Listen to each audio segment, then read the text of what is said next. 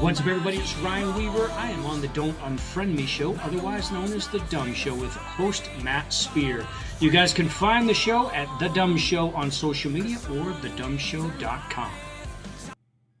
Hey, Matt, congratulations on your success, brother. And I really appreciate you giving, both sides, and just free speech, the opportunity to have a platform, dude.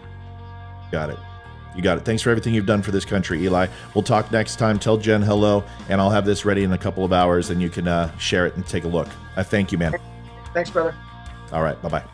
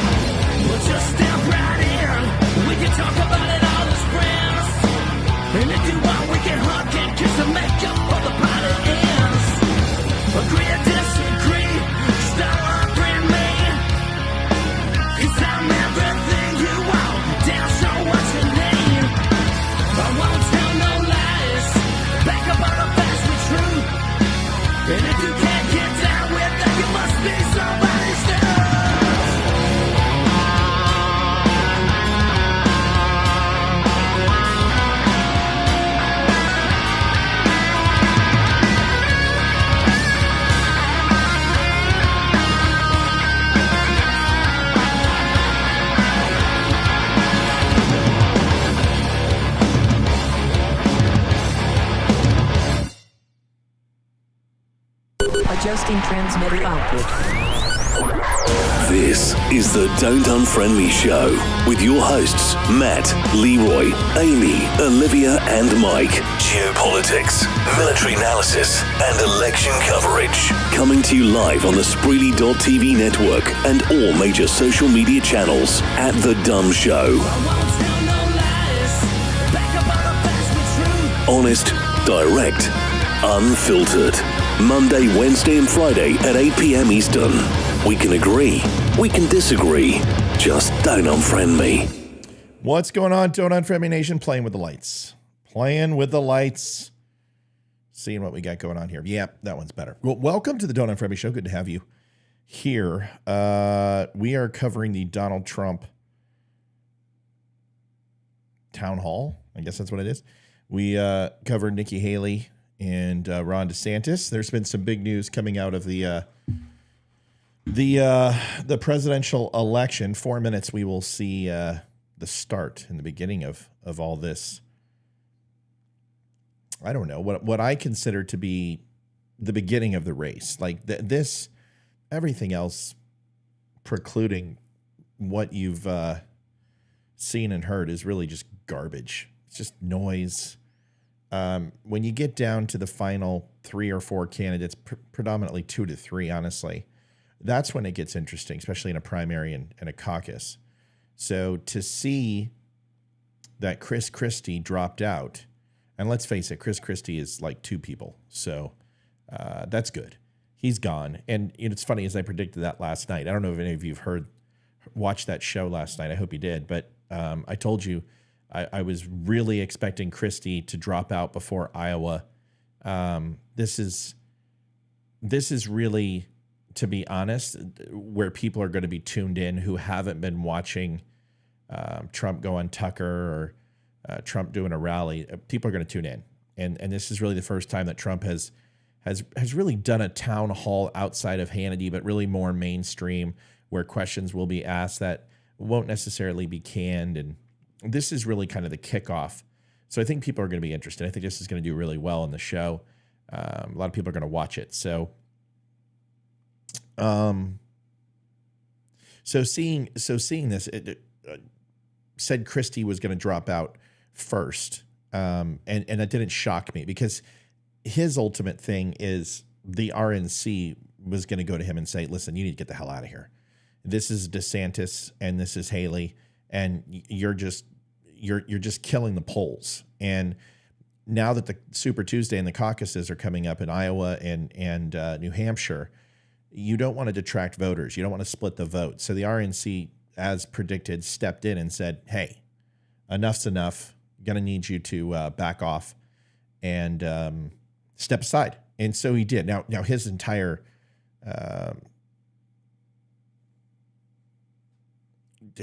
speech today was absolutely obnoxious. I mean, just completely obnoxious and made me just laugh.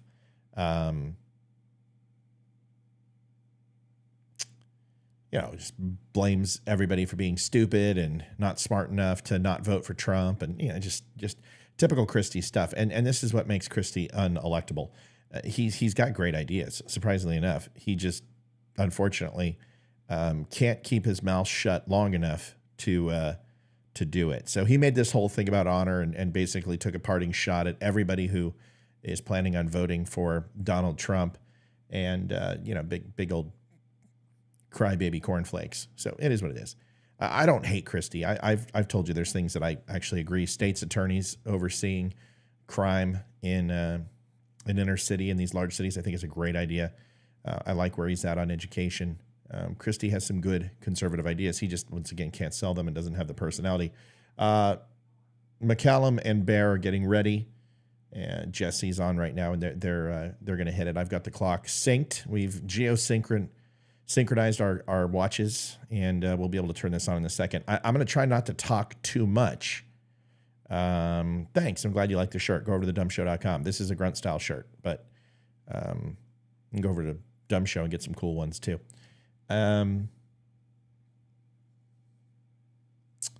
What do I expect tonight? Well, I expect Donald Trump's going to have to put his big boy pants on.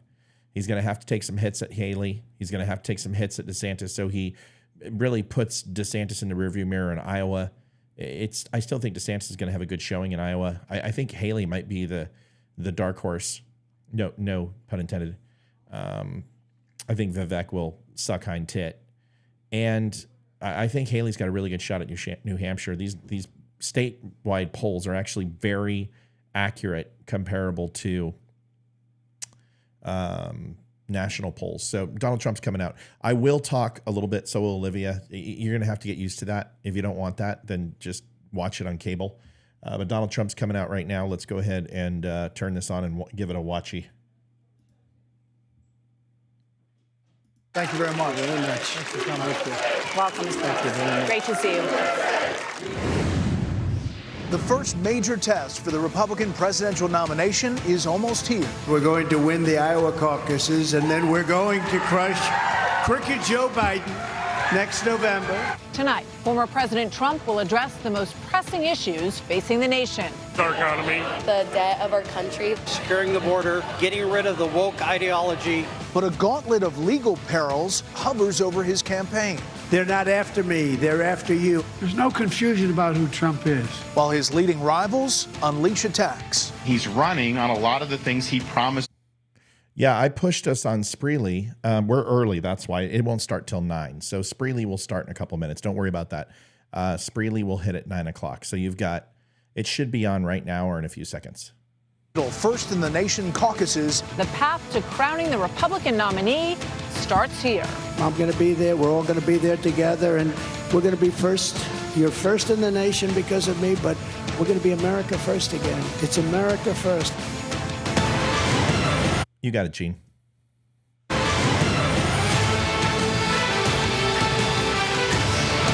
Yeah, but I don't want to interrupt Trump here. Listen, Haley and DeSantis were fine because we've got to hear from them. I want to hear from Trump. I want to hear what he has to say. I want to listen to it myself. So we're going to let him talk.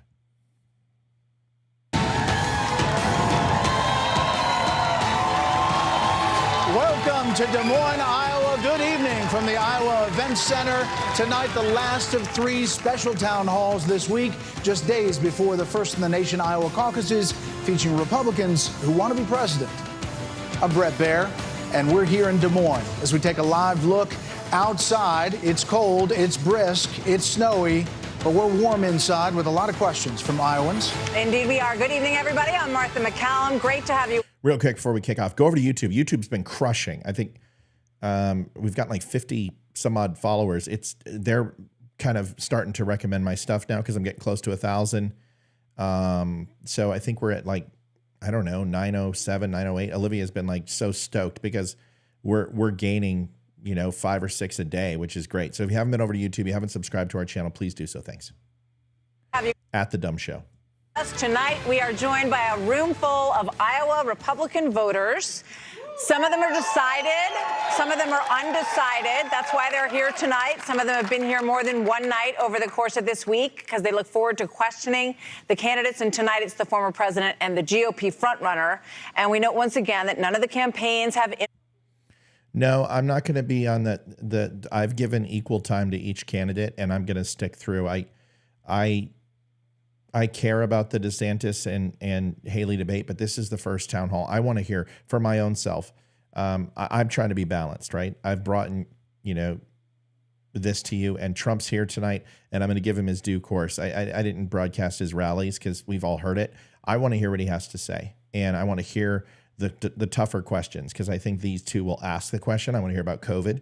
I want to hear about vaccine. I want to hear about spending. I have some questions for Donald Trump too, so I'm hoping people ask them tonight. So I think Haley and DeSantis is going to be good, but really that cake is already set. Now we got to see Trump's going to be entering the fray, so I want to hear him.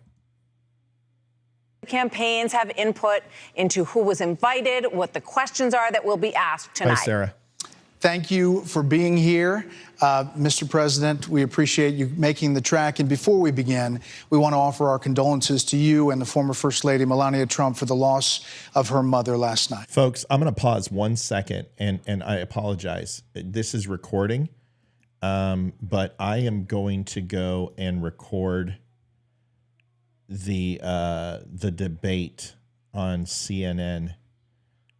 Actually, maybe I won't. Hold on. Nope, I forgot. Fubo doesn't have CNN. Good for Fubo. That's why I love Fubo. I will get it over on another channel. So just FYI. So you don't think it changes the dynamic much? Actually, the bigger story wasn't the fact. And I have... By an average of... That there isn't a path. From Iowans. Over the course of this week, because they look forward to questioning the candidates. And tonight, it's the former president and the GOP frontrunner. And we note once again that none of the campaigns have input into who was invited, what the questions are that will be asked tonight. Thank you for being here. Mr. President, we appreciate you making the trek. And before we begin, we want to offer our condolences to you and the former First Lady, Melania Trump, for the loss of her mother last night. Thank you very much. Great woman. Thank you very much. Appreciate it. We do want to note that today there was some breaking campaign news. Take a listen. It's clear to me tonight that there isn't a path for me to win the nomination, which is why I'm suspending my campaign tonight for President of the United States. I am going to make sure that in no way do I enable Donald Trump to ever be president of the United States again. So that was the big news. Late today, the former governor of New Jersey dropped out of the race in New Hampshire. You saw it there. There's a lot of speculation now that there could be a combining of forces of the people who supported him. He had about 12% there. And by some estimates, you're ahead by an average of 14 in the Real Clear Politics average polling in New Hampshire. So if that 12 goes to Nikki Haley, she could give you a run for your money there. Well, you have Democrats in New Hampshire, and they vote, and you have independents in New Hampshire in large numbers, and they vote. And I have polls that show me leading by a tremendous amount in New Hampshire and a lot in Iowa, and nationwide we're leading by almost 60 points. so I'm not exactly worried about it. I understand New Hampshire very well. I've won it twice and did very well with New Hampshire. I love the people. They love me, I think. We did a good job for New Hampshire economically and even from the standpoint of the military, taking care of the vets. And I think we're going to do very well in New Hampshire. Now, you know, Chris Christie was in, and he got a hot mic I heard about. I thought, actually, the bigger story wasn't the fact that he dropped out. Nobody cared too much about that. But he had a hot mic where he was talking to somebody about the weather, and he happened to say that she doesn't have what it takes. She'll be creamed in the election. And, I mean, I know her very well, and I happen to believe that Chris Christie is right. That's one of the few things he's been right about, actually. So you don't think it changes the dynamic much? I don't know if it does or not. Look, we're winning tremendously here. I think we're 20, 24 points up. I brought some polls if you want to see them, you know, just in case. But I think we're 24, 25 points up. But New Hampshire's interesting. It's a great place, a great state, unbelievable people. But they allow independents and Democrats to vote in the Republican primary. You say, what's that all about? So it's a little bit false in that regard. But even with that, the retirement age of Social Security. So if you're going to talk, get to our first questioner. Robert is an optometrist from Ankeny. Robert, where are you? Do you know which way you're going to caucus on Monday? Yes, I do. Okay, can we ask you? I'm going to vote for the third time for President Trump. Oh, okay. I like him. I knew I liked Robert. What's your question for the former president? I just wanted to say also thank you, President Trump, for your support of the vets. My wife and I and my oldest son are all veterans of the United States Army. And we appreciate what you do. Thank you very much, Robert. Some of my friends that supported you in 2020 are not this time because they believe a Trump presidency will bring 4 years of chaos due to your haters. What is your response to them? Well, I think, first of all, I'm glad you're asking the question. And I'm very glad that you started off by saying you're with me because I want you on my side. I figured maybe Fox would have written that question if it was just the second part of the question. But just so you understand. We didn't write any of the questions. You all wrote the questions, just to be clear. We'll figure that one out pretty soon. But they have chaos now. They have chaos at the border. This is the Donald Trump. So this is what I tried to tell you. He will switch gears. And this is the affable, the charming side of Trump, which will come out. And, you know, he connects with voters. This is when he's funny. This is when he is clever, and it's what sells America on him. I expected to see this guy tonight. He needs to. He can sit here and say that he's not worried about New Hampshire, but he said it himself, is that it's a mixture of independent and Democrat voters, which does skew the numbers because a lot of those people don't like Donald Trump. But it doesn't mean that it won't propel Nikki Haley for a chance to win, or at least a chance to, you know, make some noise in this race. I happen to agree with Christie. I've said all along that Nikki Haley's not ready for president. I think she would be a fantastic VP simply because I think it makes Donald Trump palatable to the people, the 37% who are either undecided or that 25% who are never Trumpers. You have to understand is that that's what the VP pick is for. It is to not necessarily go with the most popular. It's the person who will bring you the states that you can't possibly win without. That's what Nikki Haley brings to the fight. But either way, I've said that before. At the border, they have chaos in the military. People are going woke. We have the greatest military in the world, except for the top, where they want to, you know, turn this beautiful thing we built. We beat ISIS, knocked them out. It was supposed to take 4 years. I did it in literally 3 months. It was supposed to take 4 or 5 years. But we have chaos now. Look at today with Hunter Biden going into Congress and just sitting down and the bedlam that's been caused. Today you have chaos. We have, I think, more with Joe Biden. He can't put two sentences together, and he's representing us on nuclear weapons with Putin and Xi and all of these very smart people. The media hates when I say they're smart. But let me tell you, they're very smart and they're very cunning. And I think he had very little chaos. I think most of the chaos was caused by the Democrats constantly going after me. And remember this. Remember that with phony, Russia, Russia, Russia. I mean, if you look at Ukraine, Ukraine, Ukraine, everything was phony. The FISA warrants, the lying to Congress. They had chaos. They were the ones that caused the chaos. We didn't have chaos. We got the biggest tax cuts in history, the biggest regulation cuts in history. I had no wars. I'm the only president in 72 years. I didn't have any wars. And And they love that narrative, but they use that narrative because they have nothing else. Now, the new narrative they have, as you know, is I'm going to be a dictator. That's going to be the new narrative because a guy like Biden, there's nothing he can run on. Everything he's turned out, it's turned out badly. The border is a disaster, the worst border in history. I think the worst border in the history of the world. We had the best border in the history of our country. We never had a border like that. So I think we had very little chaos. I think we had tremendous success. And frankly, until COVID came along, and then we did a great job on that, too. We never got the kind of credit that I got on the economy, but we had the greatest economy in history. And you take a look at our numbers. The numbers were so much better than they are right now. We had no inflation. We were energy independent. We had so much energy. We were ready to start supplying energy, selling energy to Europe, Asia. We would have started to pay down our debt. And then when COVID came along, we had to do a little bit of a course change. But we had an incredible 4 years. Again, the greatest economy in the history of our country with no inflation. Pretty good. So I just want to follow up. Yeah, thank you for your service and for your question. Thank you for being here tonight. One of the things that Ron DeSantis said in a town hall this week was that it might feel good to Republicans to vote for you and support you in the primary. But he felt they shouldn't leave the general election potentially up to 12 jurors in a D.C. court. What do you say to him about that? Well, it's a witch hunt by its weaponization. If you look at it, it's election interference by Biden because he can't win it fair and square, so he's doing that. And interestingly, you see what happened in Georgia with Fannie Willis and $1 million almost to her boyfriend as the prosecutor of Trump. That one's blown up now. It's horrible what has taken place.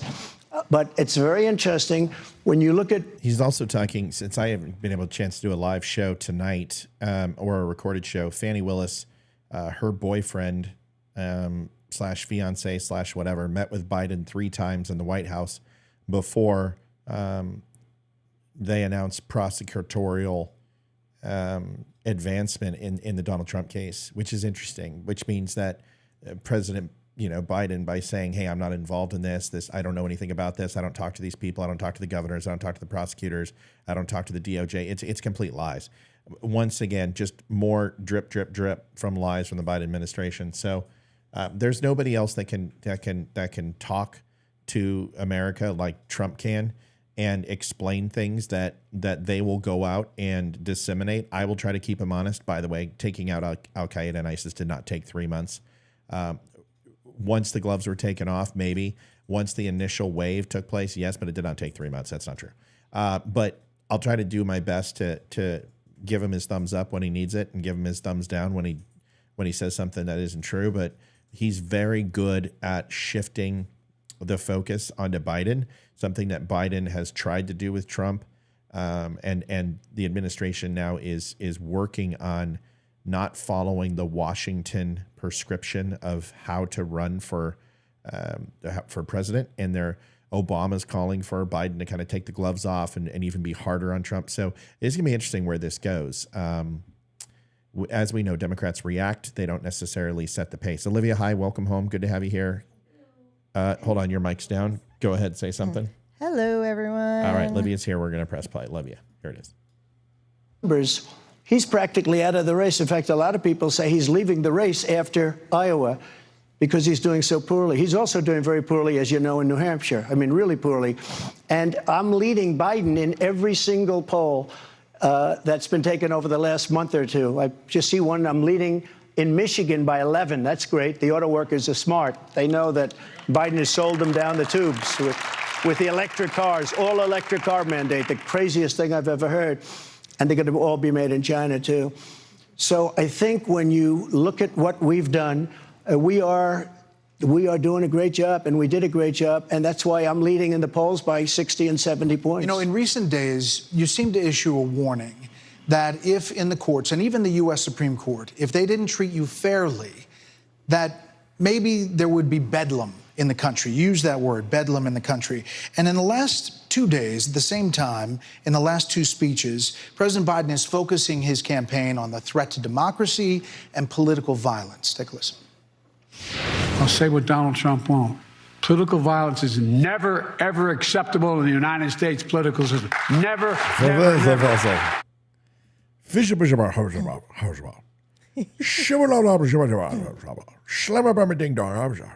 Reminds me of what's that movie with What? Jim Carrey and yeah, the newscaster. I think it's Carell. Steve Carell does that. Yes. He's like,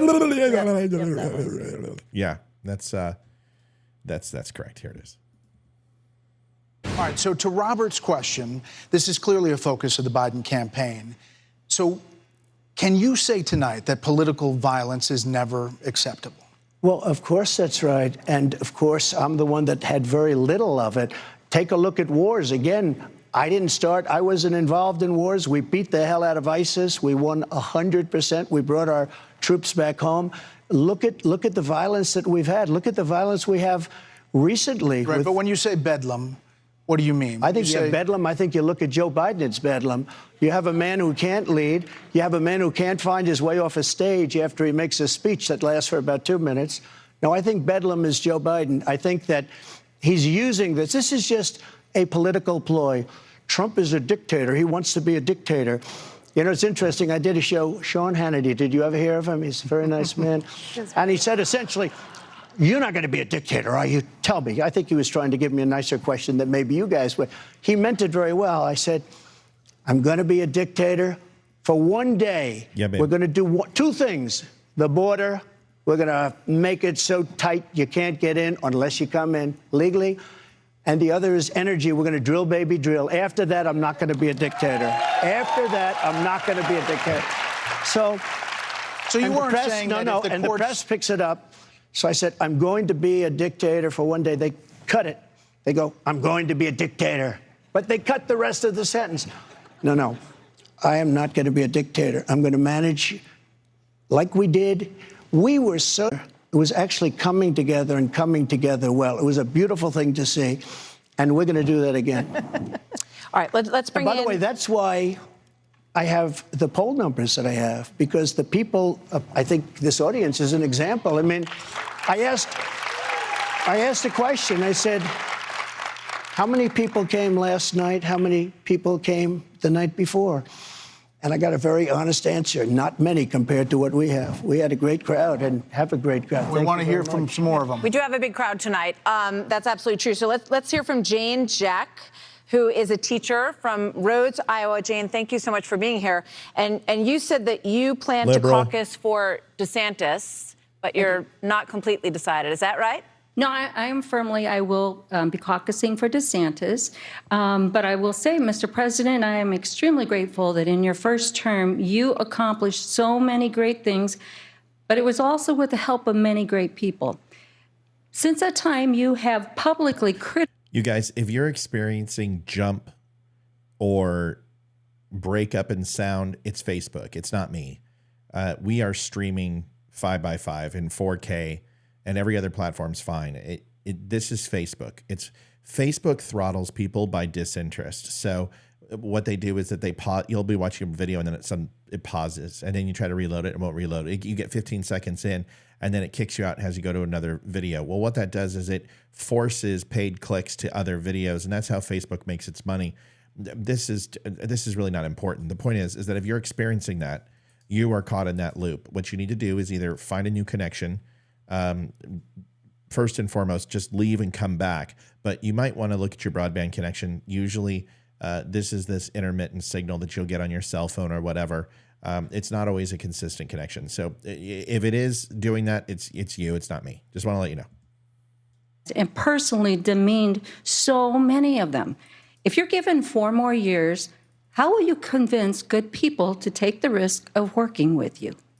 So I have a lot of people that want to work with me. I have people calling just as I'm getting on the stage. I had a call from 2 of the very most important people in the military who want to come to work for me. Everybody wants to come to work for us. We're going to have no trouble. We had great people. We had a couple that were not great, stiffs, as I would call them. But that's true with anybody. But now I've gotten to know Washington. I've gotten to know the people. I know the best. I know the smart ones, the dumb ones, the weak ones, the strong ones. And I think you're going to see something like you've never seen before. And the people in this room know it. We did an amazing job. And the reason, we have support is because of the job we did. Now, You like Ron DeSantis, but he wouldn't even be around today. He'd be working in a pizza shop or perhaps a law firm if I didn't endorse him. You know, I endorsed him, took him from nothing to winning an election, and I was all for him. And then one day he said he'd run against me 4 years later after I got him in, and I said, that's not a loyal person. We can't have that. That's not a loyal person. So here's my only thing, and you know, we got to chime in once in a while. I am so tired of hearing Trump talk about loyalty. Okay, he's not a king, and I think it is probably one of the most overused things that him and his supporters say. Because I will be honest with you, and this is just the truth, right? I really love covering this guy, and I want him in office. I really do. I want him to win. I don't want DeSantis. I don't want Haley. I want Trump to win it, and I want him to be like the guy he was for the first 3.5 years.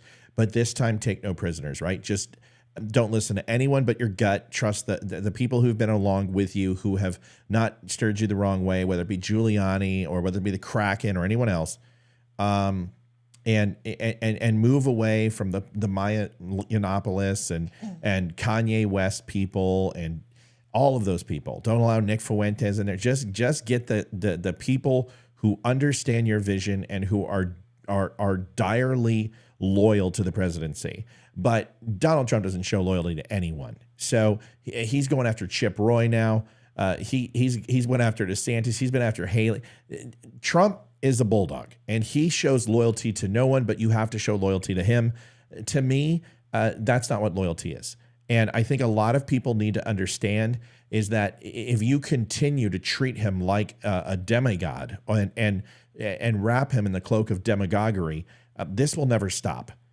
Somebody who's close to Trump needs to say, dude, you're not God. And here's some mistakes you made in your first term that we can't make in the second. And Donald Trump needs to listen, or he's going to be vulnerable. And that's the thing that bothers me is that you have to show loyalty for people to be loyal to you. DeSantis isn't a traitor. He's not a coward. You notice how he hasn't went up against Vivek Ramaswamy at all? Well, where's his loyalty? He wrote a book about Trump that said some really negative shit. And for people to sit here and fall for this, that a flip is done on a switch, and then therefore you all of a sudden have to despise people simply because Donald Trump says so. You guys are feeding from the trough too much. You need to realize that he's doing that to score political points, and it doesn't necessarily mean that you have to go ahead and carry water for him. Let him do it himself. You can like Chip Roy. You can like MTG. You can like Lauren Boebert. I don't care.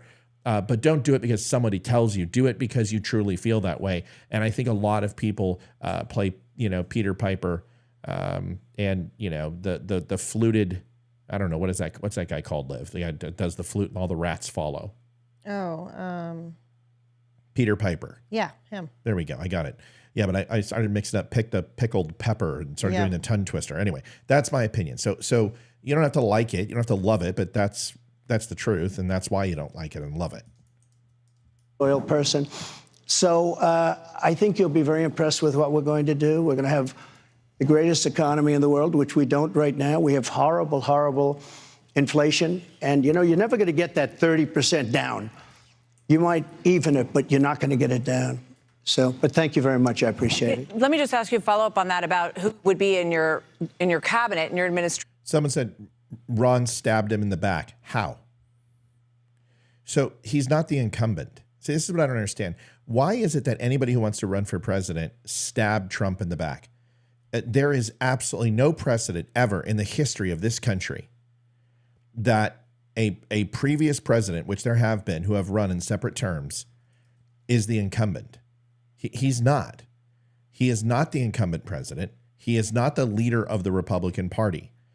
He is a former president who is running again, who couldn't make it out of his first term. So I don't know what we're talking about.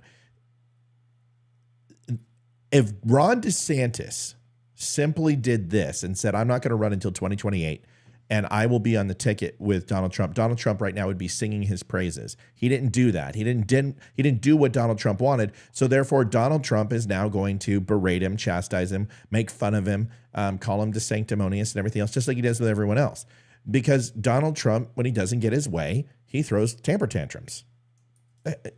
Once again, you don't have to like it. It's just the truth. And his strengths are so much more that we should be focused on. In fact, most of his strengths are in his governance, but not his people skills. He's very good with his constituents. He's not very good at people who work with him.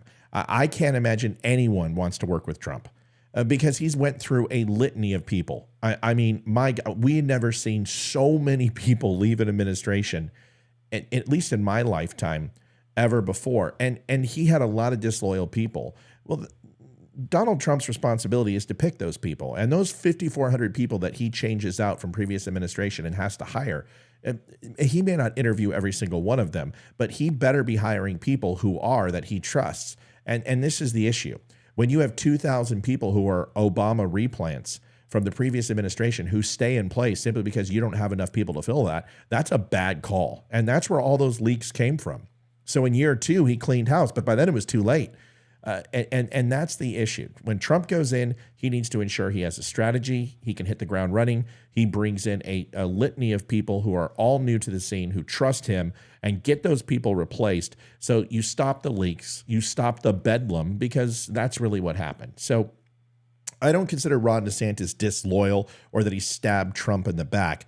If Trump was running for his second term and DeSantis came out, that's totally different.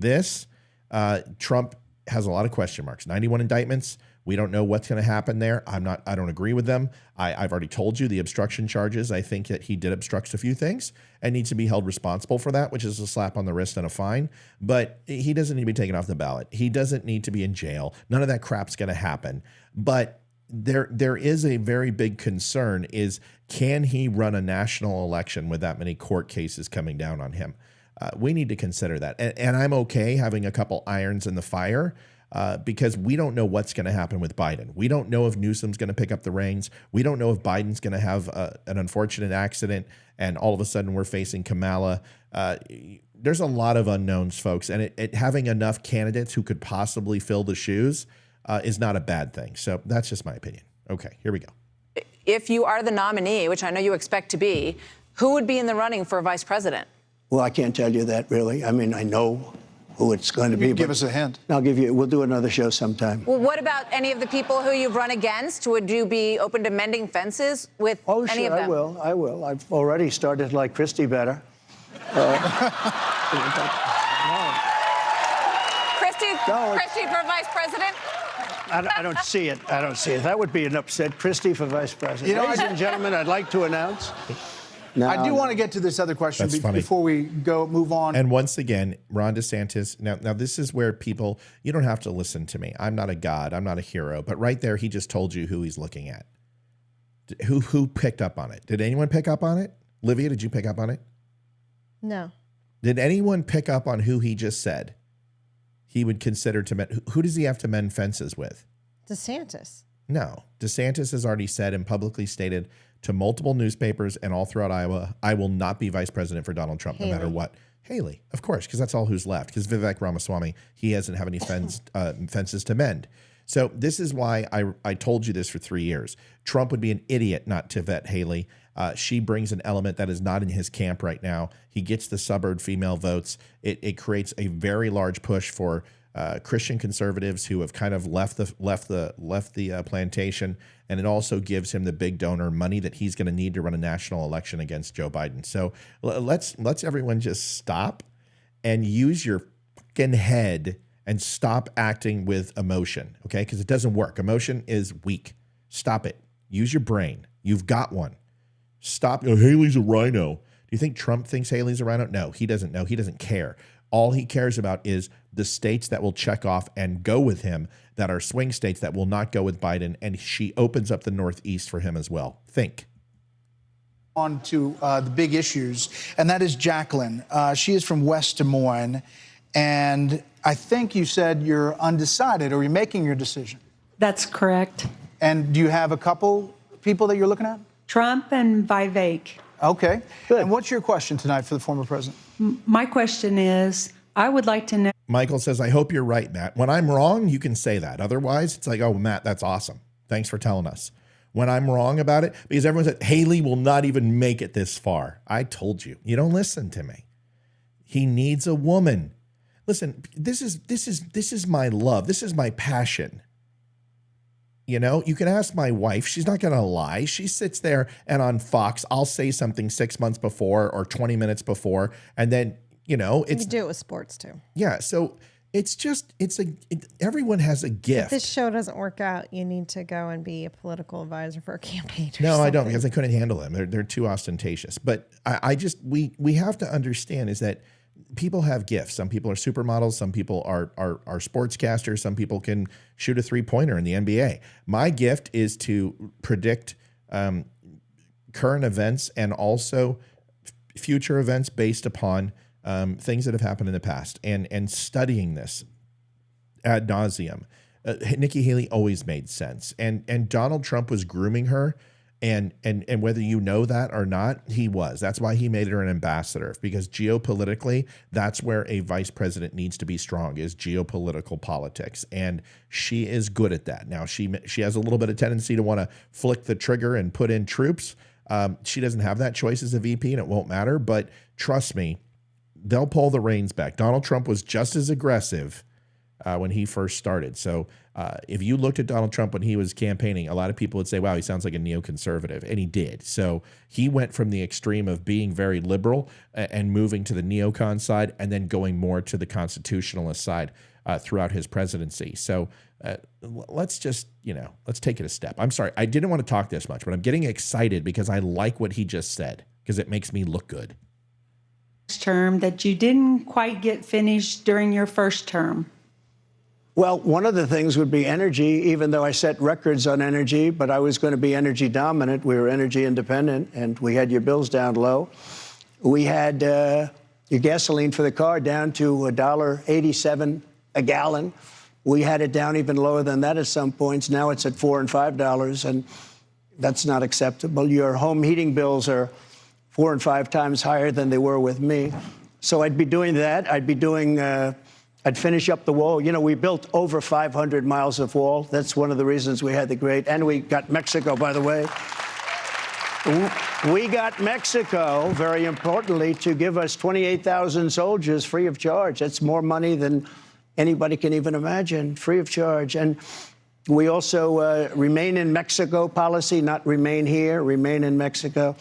So we did a lot of great things, and I would just say we're going to just keep expanding. We rebuilt the military. We even did something that hopefully nobody in this room needs, but right to try, where we're able to use space age. Trump did not make birther claims against Haley. That was a 2-bit. Okay. Whew. Breathe. That was a 2-bit tweet and a Truth Social post that somebody put out there that he retweeted. Okay. And I'm not coming down on you, John. Donald Trump is going to do whatever he can to win as president. This is what he does. You just heard him. I like Christie more. He doesn't hate Christie. He doesn't even know Christie. He actually considered Christie for attorney general, people. You guys stop. Relax. Chill. He was going to make him a part of his cabinet, and he didn't, and that was a good thing. Because Christie is always about Christie, and Christie would not in any way, shape, or form demonstrate his loyalty. When you take a look at Donald Trump's decisions for attorney general, Barr was not the greatest decision.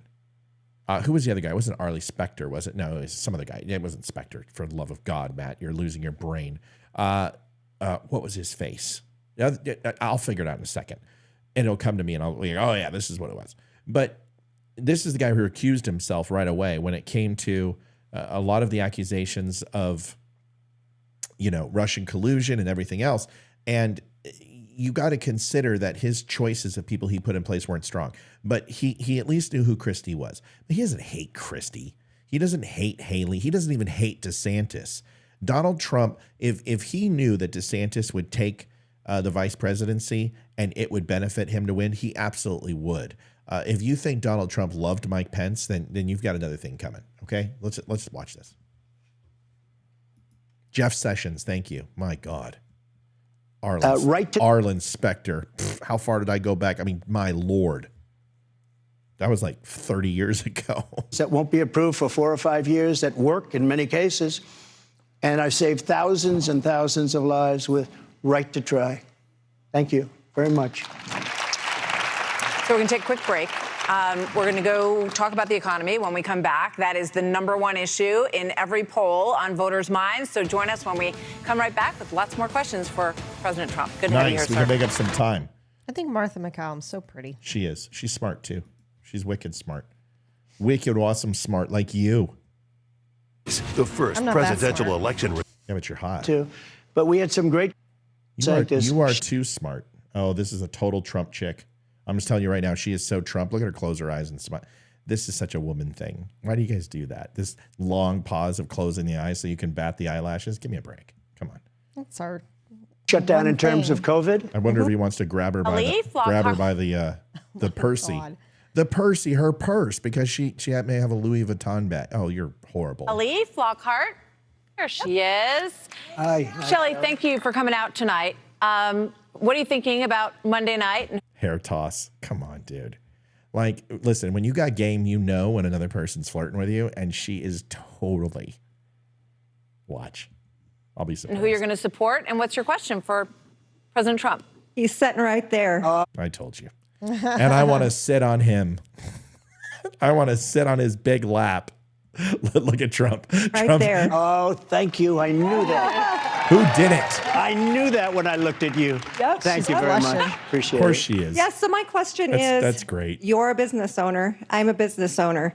I own a small business and time is money. Would you ever allow a shutdown in the future? A shutdown in terms of COVID? Mm-hmm. Or a shutdown in terms of budget?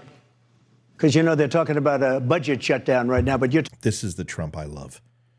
This is the Trump I love, who sees things in different dimensions than most people. That is perfect. He gives him a chance to go ahead and nail the Democrats on both, right? It lets him set up his future plan of, you know what? Do we want to now all focus comes to the budget, right? He sends out a message and it makes people go, oh yeah, that's really smart. I didn't think of that. This is when he is at his finest. This is why I wanted to watch this tonight. I don't give a shit about what's going on with DeSantis and Haley because I've already seen it. This is what I want to see. I wanted to see him come out and be presidential and make sure he hasn't lost it. He hasn't thus far. He's doing really well.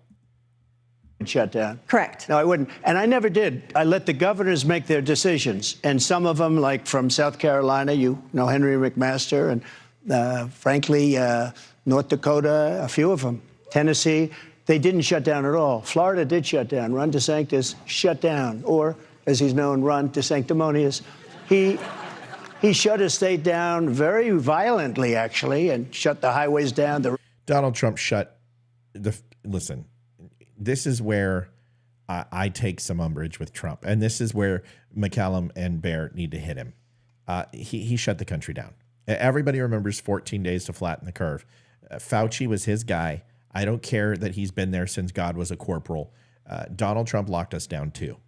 And I'm not going to sit here and allow that to be said without everyone really honestly remembering what happened. And if you need me to walk through with a timeline, I certainly will. Liv, do you remember it any differently?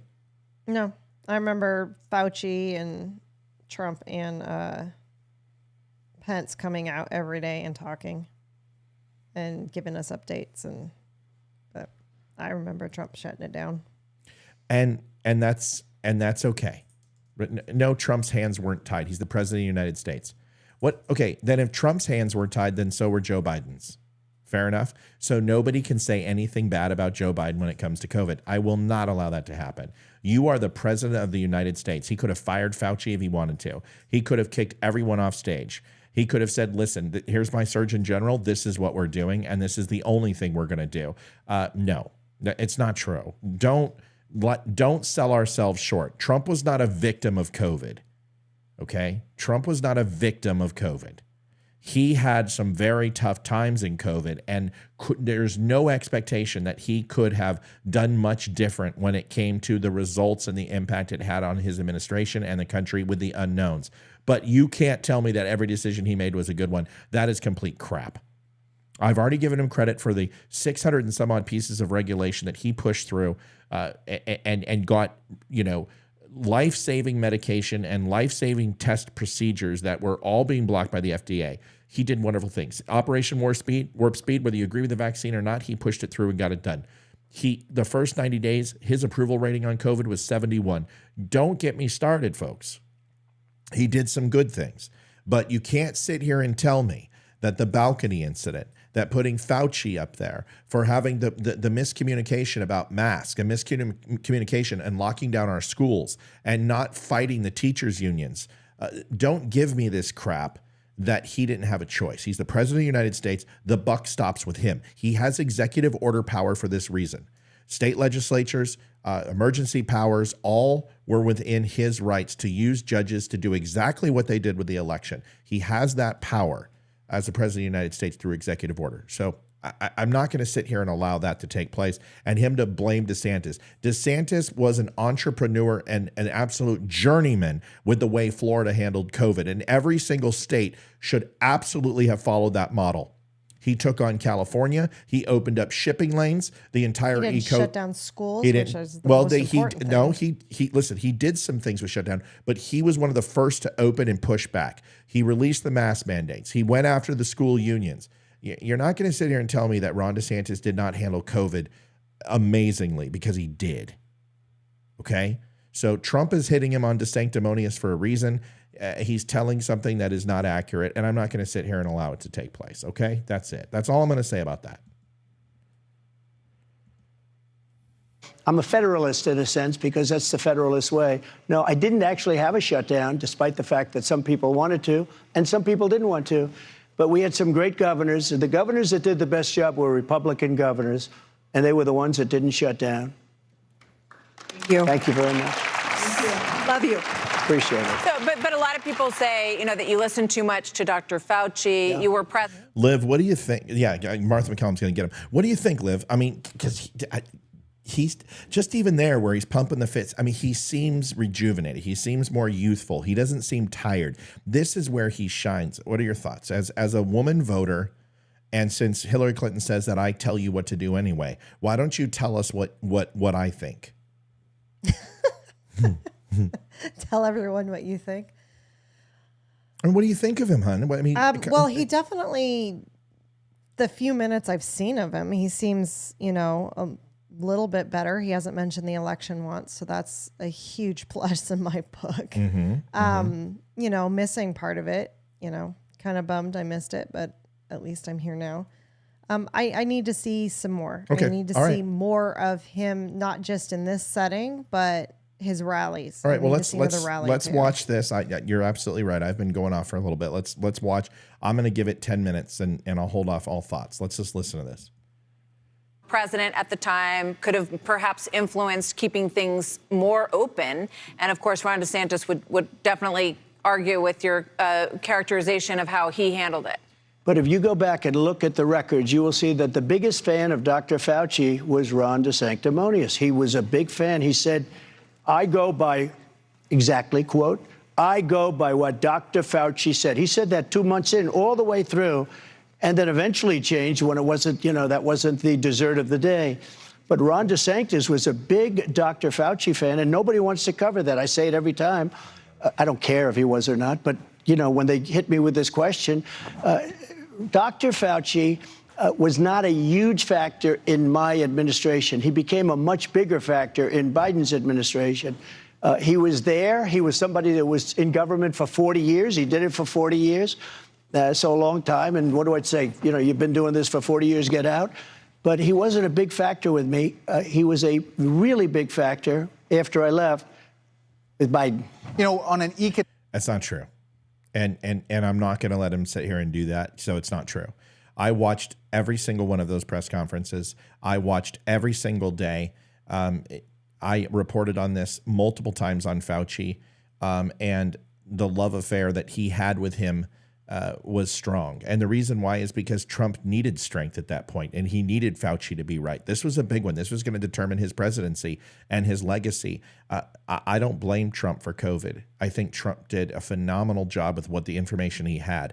I think Trump made some serious mistakes and he needs to take accountability. This would have been a perfect time to say, you know what? It looks like that's the one thing Joe Biden and I have in common is we both didn't fire Fauci fast enough. That would have been the answer. That would have got a ruckus. Every single person in that crowd would have stood up and applauded and given him an ovation when he said that. I promise you, he missed an opportunity there. He should have taken the ownership by shifting it to Biden and saying exactly what he said, but not making excuses, but saying, you know what, maybe that's the one thing Biden and I do have in common is that we both didn't fire Fauci fast enough. Perfect, great answer, but he missed it. And that's typical Donald Trump when it comes to when he makes a mistake, he doesn't admit it.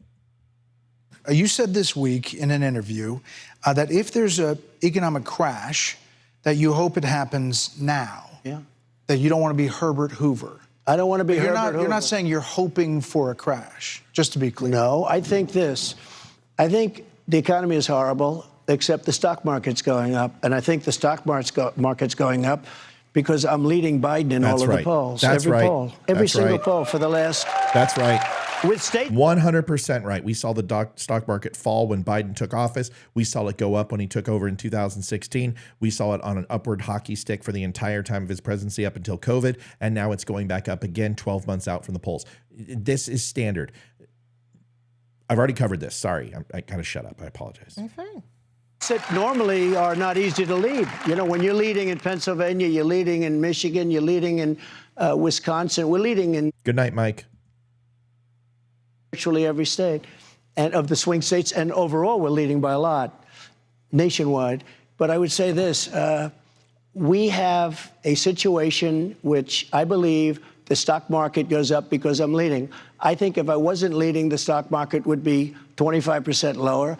And I think, frankly, if I didn't win, I think the stock market would crash. Yeah, but you said when there's a crash, I hope it's going to be during this next 12 months because I don't want to be Herbert Hoover. Well, I think there will be a crash if I don't win. And I say that, and I do not want to be Herbert Hoover. Do you know who Herbert Hoover was? 1929, he was the president, and that was not a good time to be. I don't want to be Herbert Hoover, and I won't be Herbert Hoover. So with regard to, when Governor Haley was here the other night, she talked about the $8 trillion added to the debt when you were president. How do you address that? What would you say? Very easily. We were doing better than anybody has ever done for 2.5 years. Yep. And then COVID came along. Correct. We were getting ready to start selling oil to Asia, to Europe. We were going to pay down our debt, where we were at that time at like $29 trillion. Now we're $36 trillion. But we're going to start paying 34.2. Let's get it right, okay?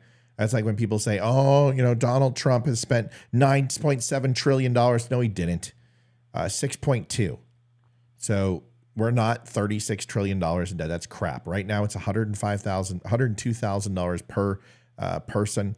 It's $225,000 per taxpayer, and it's at 34.2 trillion. That's where we're at with the national debt. That's not true. But we're going to start paying down our debt. We're going to do things that nobody could believe. You take a look at Saudi Arabia. You take a look at some of these countries. Take a look at Russia. I mean, Biden drove up the cost of energy. That's what caused inflation. But it's also what caused Putin to become rich enough to go and prosecute a war. And he never even talks about it. He's the one that caused that war, both rhetorically and by the fact that he drove up the price of oil to $100 a barrel, which is getting close to record.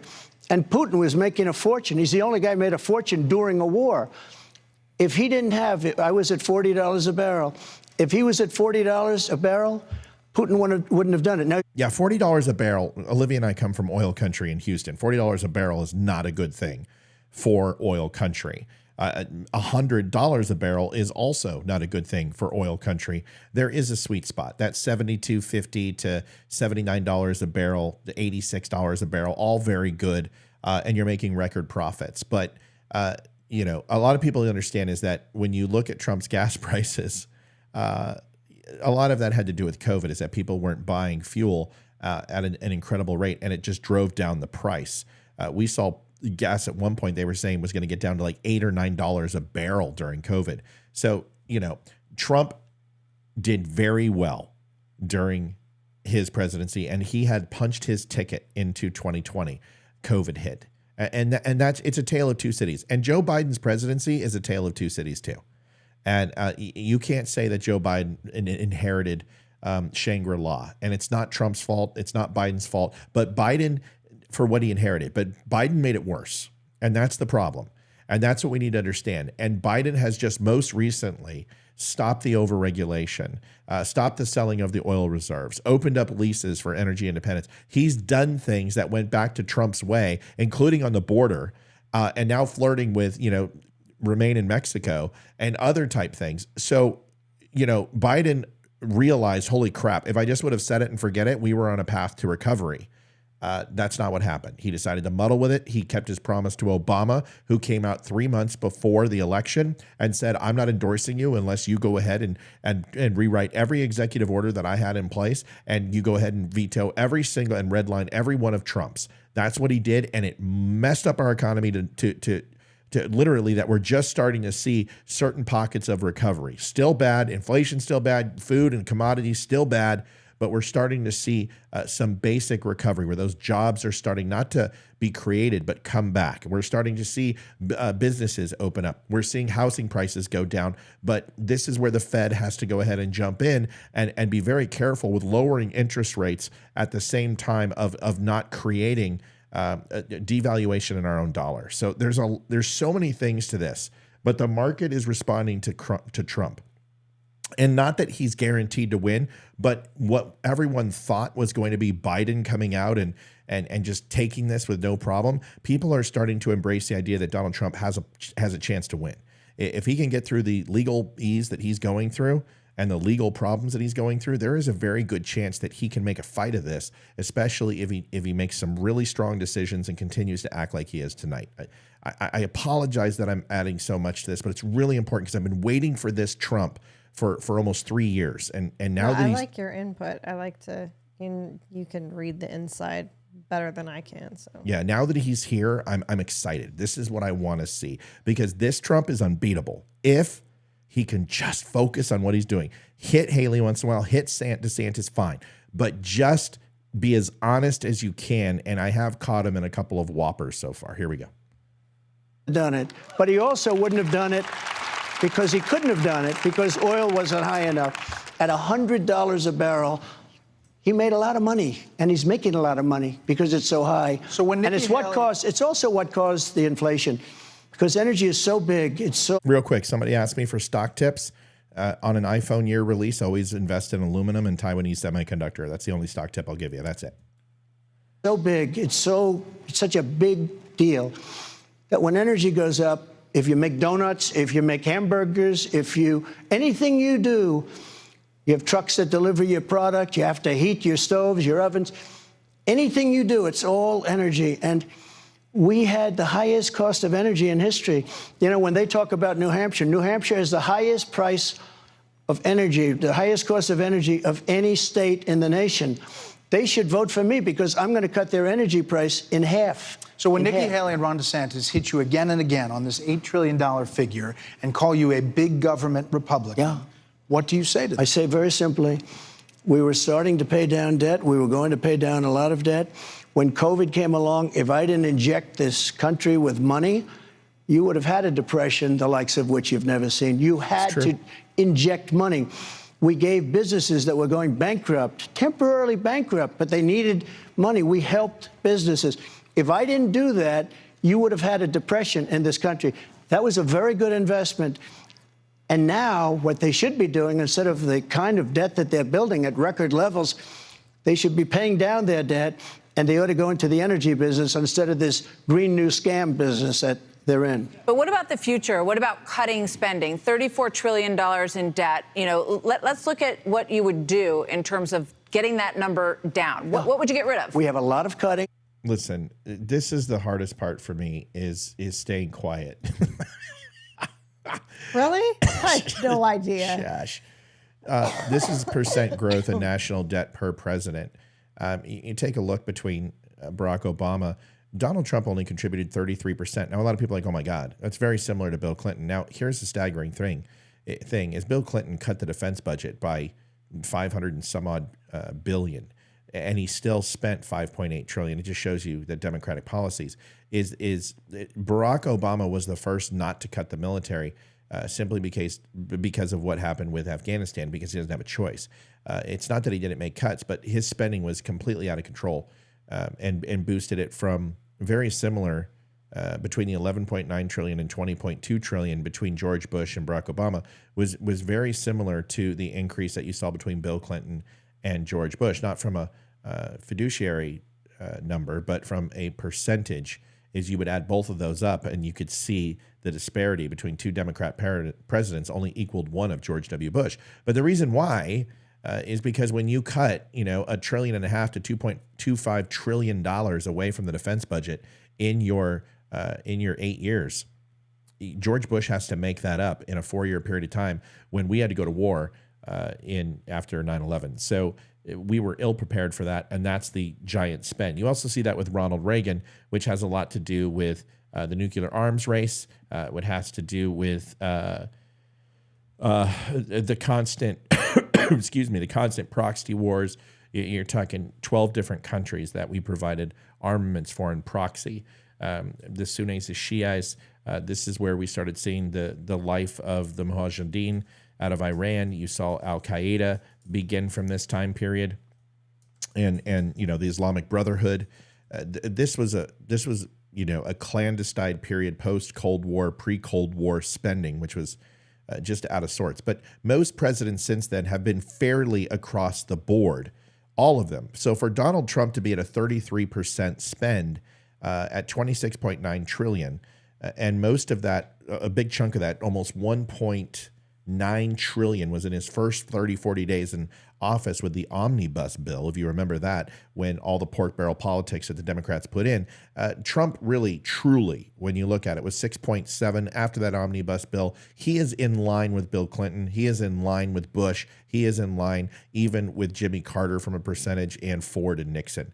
This tells a very different story than what people are telling. If you want to look at presidents who spent an ungodly amount of money based upon the overall spend of our budget, Barack Obama, George Bush, Ronald Reagan, these are the big players. Even George H. Bush spent an incredible amount of money. And don't forget Jimmy Carter, who was the first president to break the $1 trillion mark. What is the percentage number on top? Is that what they percentage increase? Okay.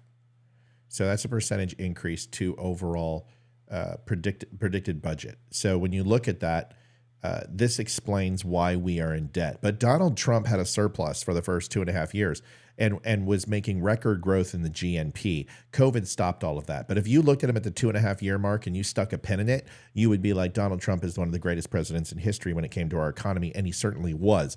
COVID crushed it. I would have loved to see the U.S. economy without COVID. I really would. And I think this would be a much different conversation than we're having right now. I got to back him up on that. He did lock us down. He made some poor choices, but stimulating the economy when he did with those, with the PPP loans, even though billions have been wasted with fraud, I understand that. But once again, an emergency situation, something that's never been done before, you've got to understand there's going to be some slippage. You give that to Joe Biden too. Joe Biden inherited some slippage and then he made it worse. Okay. We have more liquid gold under our feet, energy, oil and gas, than any other country in the world, more than Saudi Arabia, more than Russia. And when I came in, we were number 4. When I left, not that long a period of time, 4 years. Well, Biden right now, I mean, I can put the graphic back up if you would like, but we can all do the math. I just told you it's 34.2 trillion. So if you look at it from 26.9, carry the 1, carry the 3, Biden's well over 7 point. But remember, Biden also demonstrated a surplus because he had that COVID money allocated and didn't spend it. So they put it as a surplus, which is a false positive number. You have to spend money in order to go ahead and save money. You have to save money in order not to spend money. So to sit here and say that he simply didn't spend money that he was allocated in his budget doesn't necessarily mean that's considered a savings, because that money just went back to the bottom line. It wasn't invested in anything. It wasn't put out into the ether. It wasn't put out into infrastructure or policies, legislation, or executive orders to go ahead and direct legislation with appropriations and funding. So that was COVID money. It didn't annualize, it showed a surplus. It wasn't real money. It was just simply annualizing a savings that wasn't spent from the previous year. So that's a little bit misleading. But either way, Joe Biden will probably fall within the 9.6 to 10 trillion if things stay status quo, and he will be considerably more than Donald Trump. Once again, the narrative that you hear is not necessarily the truth. There's the numbers. There's the facts. Okay? 4 years, we were number one by a lot, and we were soon going to double up Saudi Arabia and Russia combined, and we were going to make a lot of money. We have a lot of potential income. DeSantis wants to cut Social Security and Medicare.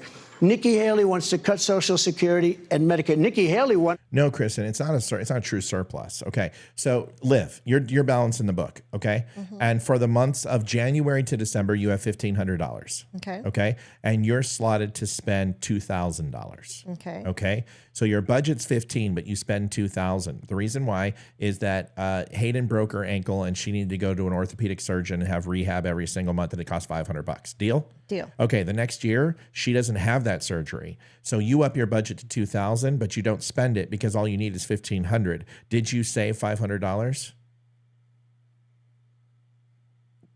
Yeah. No, because that problem is no longer a fiduciary responsibility. So it needs to drop off to the budget, but it's going to make your numbers look better because it's going to show you're spending 15, and the previous year you spent 1,000, but you had a line item on your overall budget removed. Got it. Do you understand? Yeah. Okay, so you didn't save money. You simply, the program that was there that you were putting... just budgeted for money and didn't spend it. That's correct. Okay. You basically asked for the same amount of dollars and had no intention of spending it into a new allocation because that program was no longer needed. But you got the budget approved when it may have been because they didn't know how long COVID was going to go for. Does that make sense? Yes, that makes perfect sense great. now. Thank you. No problem. It's my pleasure. I hope everyone else understands. Haley wanted to raise the age from 65 to 74, 75, but or 76. only for young people in their 20s. I mean, that's going to run out of money. That's what they say. So at some point, someone has to address it, right? That's what they say when it starts. They say only for young people. It's only for young people.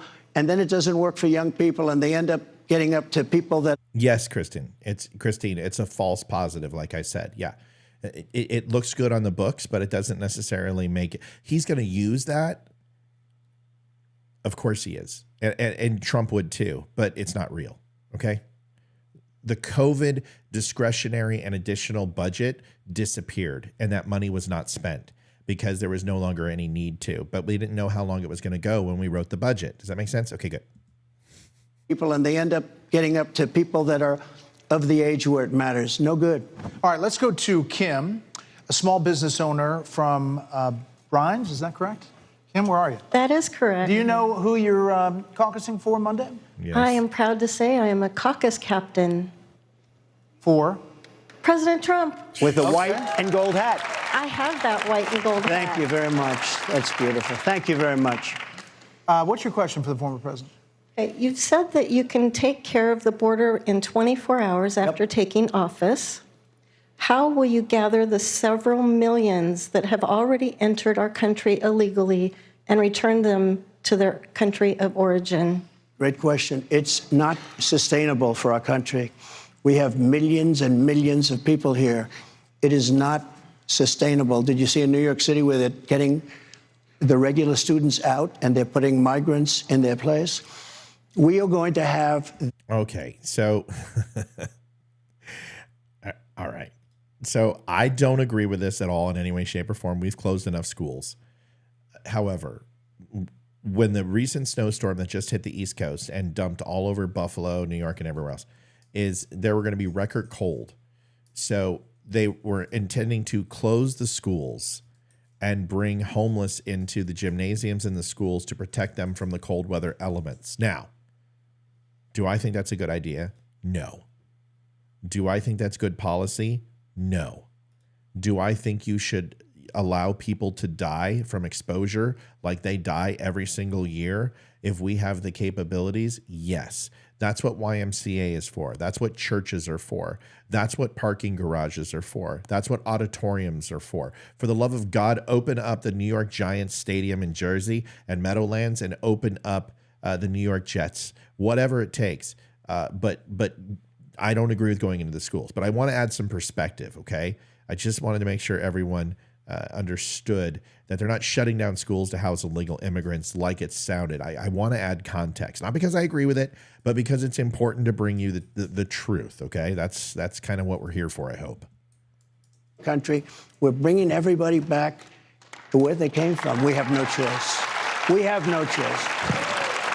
You know, so that's a new Trump position. So what he's saying is that he is going to deport everybody, including DACA recipients. What does that look like? I want to expand on this. I want to hear, and I hope Brett Baer asks, what about DACA recipients? What about current illegals in the country? What about people who are actually, born U.S. citizens in the United States from illegal immigrants? All very interesting.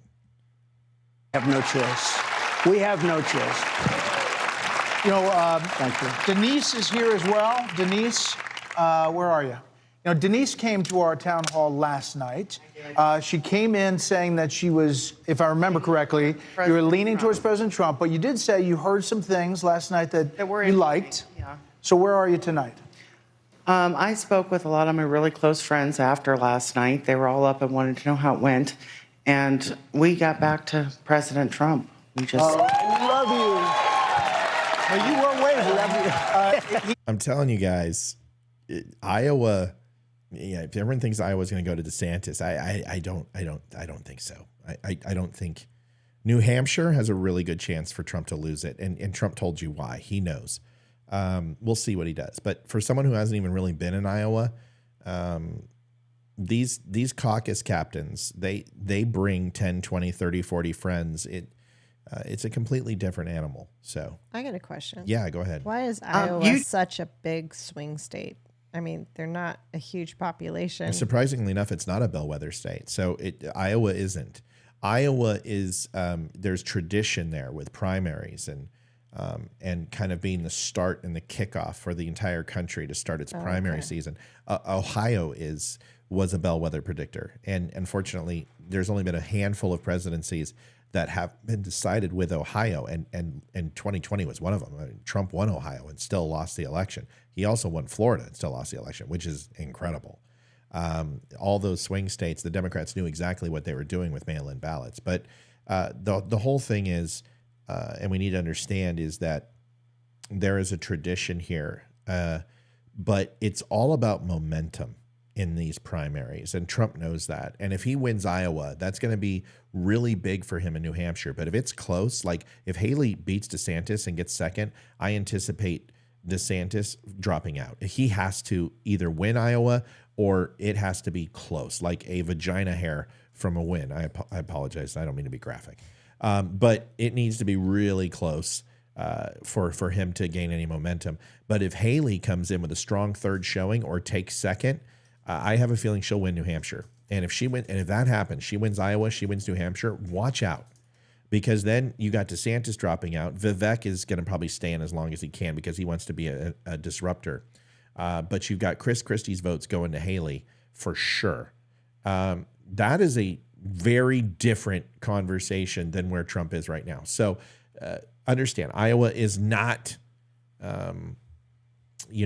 like this sacred holy ground, but it is kind of the Iowa State Fair, and this is where it kind of starts, and all the candidates conglomerate. This is where the history is. But truly, when you want to talk about a state that's been the most consistently the decider of U.S. elections, Ohio is one of the top. Cool? Does that help? Yes, it does. Thank you very much. Okay. Appreciate it. Yeah. You just answered part of it. That our kids were displaced in New York City in the place of illegal migrants. So what I want to know, in the spirit of making America great again, can you do something about the sanctuary cities? Yeah. Well, they're going to be ended because the Democrats are going to end them because you can't sustain it. That's right. If you look at New York, you have a mayor of New York who now is really hostile to the administration because New York City, that's my place. I love New York. It's gone. It's had a tough time.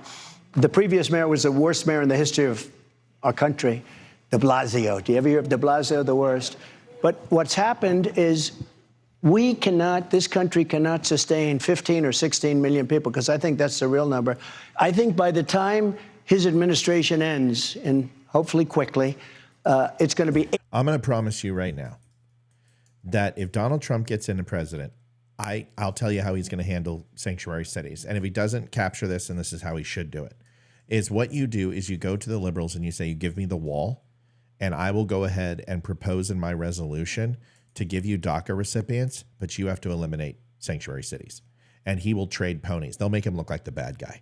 In order to get all of our dreamers free, we had to give up sanctuary cities. So he'll allow them, like the Japanese, to save face and save honor, and allow the Democrats to get away with that. And what we get to do is go ahead and we will get the DACA recipients, the 1.8 million people. It is a small drop in the bucket. He'll be able to go ahead and induce stay in Mexico. He'll take a lot of the illegal criminals that are here, get them out.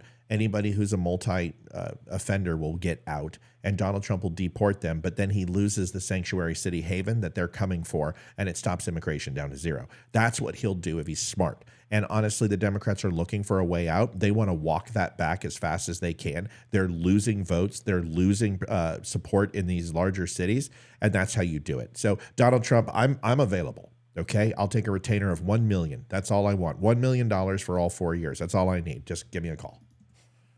It's going to be 18 million people. That's bigger than New York. We better understand that DACA recipients are going to get accepted either way, because those are American citizens by law. Whether you like that or not, I don't care. But that's what the Constitution says. They are born on U.S. soil, therefore they are. I don't care who their parents are. I don't care what they did. That has nothing to do with the children. And if we are going to be pro-life, we better be pro-life after birth too, okay? These are kids. It's not their fault that their parents are douche plows, okay? DACA recipients, just give them the naturalization. It's 1.8 million. Just do it and lead it. Let Donald Trump turn those votes. Those people will be absolutely loyal to them. Legal immigrants usually vote for Republicans anyway. Let Donald Trump run that. Who gives a shit? It's his final term. Who cares? He's not going to run for office again. And be like, I'm giving 1.8 million Hispanics. And you go out there and you hand out diapers and you hand out food, or you shake their hand, or you go to be a valedictorian speaker at their frickin' graduation. I don't care. But what you do is you use it for collateral to bring the Hispanic community into the Republican tent. Folks, this isn't hard. This is politics. We got to break a few frickin' eggs to make an omelet, folks. I don't know what you want. They are kids. They were kids, and they should have been naturalized the moment that they were born in the United States. This isn't an argument. These are personal prejudices that people have. I don't know what to tell you. They are innocent in this. They did nothing wrong. Just about every state other than one or two. 18 million people. Remember this. Many of those people come from jails and prisons. Many of those people come from mental institutions and insane asylums. And many of those people are terrorists. You know, I saw on Fox the other day, it was horrible, but beautiful, because from my standpoint, in 2016, they had no terrorists that they know of that came into the country. None. You know, I had the travel ban. They call it the Trump travel ban. They tried to make a big deal. Yep. The Supreme Court very intelligently approved it. Correct. Without that, we would have had blow-ups. So we had no terrorist attacks at all during my 4 years. We had the Trump travel ban. And by the way, Iran was broke. Iran was broke. Correct. I said to China, if you buy oil from Iran, you're not dealing in here. They immediately dropped. India, France, Italy, all of these countries were buying from Iran. Iran would give out billions of dollars to terrorists. They had no money. I watched a Democrat congressman the other day on one of the shows, and he said, I'll say one thing about Trump, he said, Trump. I'll say one thing about Trump. When he did that number on Iran, they were broke. They were absolutely broke. When I left, they were broke. They had no money. There was no money for Hamas, for Hezbollah. There was no money for anybody. They had no money. And you would say that, too. I mean, I think even the two of you would say they were absolutely stone cold. And you know how much money they have now? In 3 years, under Biden, they have $250 billion. Again, the energy business is a big business. That's right. And not to mention the 5 hostages that they paid $6 billion for. Not to mention they got $10 billion for... I don't care why children were brought here. I don't care where children were born unless we're talking about citizenship. And if you are born on U.S. soil, you are a naturalized citizen immediately. Period. End of story. It's already been decided. It is not a state issue. It is a federal issue. There's nothing else to talk about. You are a naturalized citizen. Just like you can go ahead and claim asylum the moment you walk on U.S. soil and step into U.S. soil. I understand their parents are shitbags. I understand their parents are taking advantage of the system. I don't care. I don't care. Just like with abortion, people are like, well, what about 15 weeks? What about rape and incest and mother in jeopardy? You know what? You win. You can have those. You can have those. We'll go ahead and give you the 2.1 million out of the 67 million babies who've been murdered. If I can save 65 million babies right now and we can flip that switch and I just give you the 15 weeks and I give you the mom and I give you the rape and I give you the incest, then guess what? Merry fucking Christmas. We just saved 65 million lives. So I want to talk about the big picture. DACA recipients are a drop in the bucket. Right now there's anywhere from 11 to 21 million. That is one of the biggest disparities I've ever heard in a number, unless we're talking about Jeff Bezos, what he lost in his couch cushions. I don't care about DACA. Those were kids. They are kids. They are tax-paying citizens. They go to school. They purchase. I don't know what else to tell you. They deserve to be American citizens because they are American citizens. Their parents do not need to do chain migration. I don't agree with that. That's nothing in the Constitution. That is not the law. Send their parents back, send their grandparents back, send their grandpappy back. I don't give a crap, okay?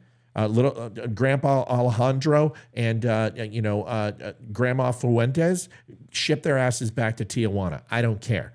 But the kids can stay because they're Americans. So either we believe in the Constitution of the United States and we believe in our laws, or we don't. Which one is it? We either care about kids in the womb and we care about kids out of the womb, or we don't. Which one is it? You can't be pro-life and then literally send these kids back who are Americanized, who've got iPods, who have college degrees or working towards, or high school degrees, who stand up and pledge of allegiance and they love our country, or you can be a hypocrite. You decide. I know which side I'm falling on. Liv, which side are you falling on? I'm on the same side as you. Of course you are, because Hillary Clinton says you have to. Exactly. God, I do exactly what you tell me to. That's what. Can you please text me my next statement I'm going to make on the show so I get it right? Yes, you got it. You got it, baby. You got it. Yes. Yes, DACA recipients are sustainable as long as we stop it from here on out. Right? You stop the illegal immigration. You stop the sanctuary cities. You stop the the ridiculous 9-month come on back, 5 years come on back and meet a court case.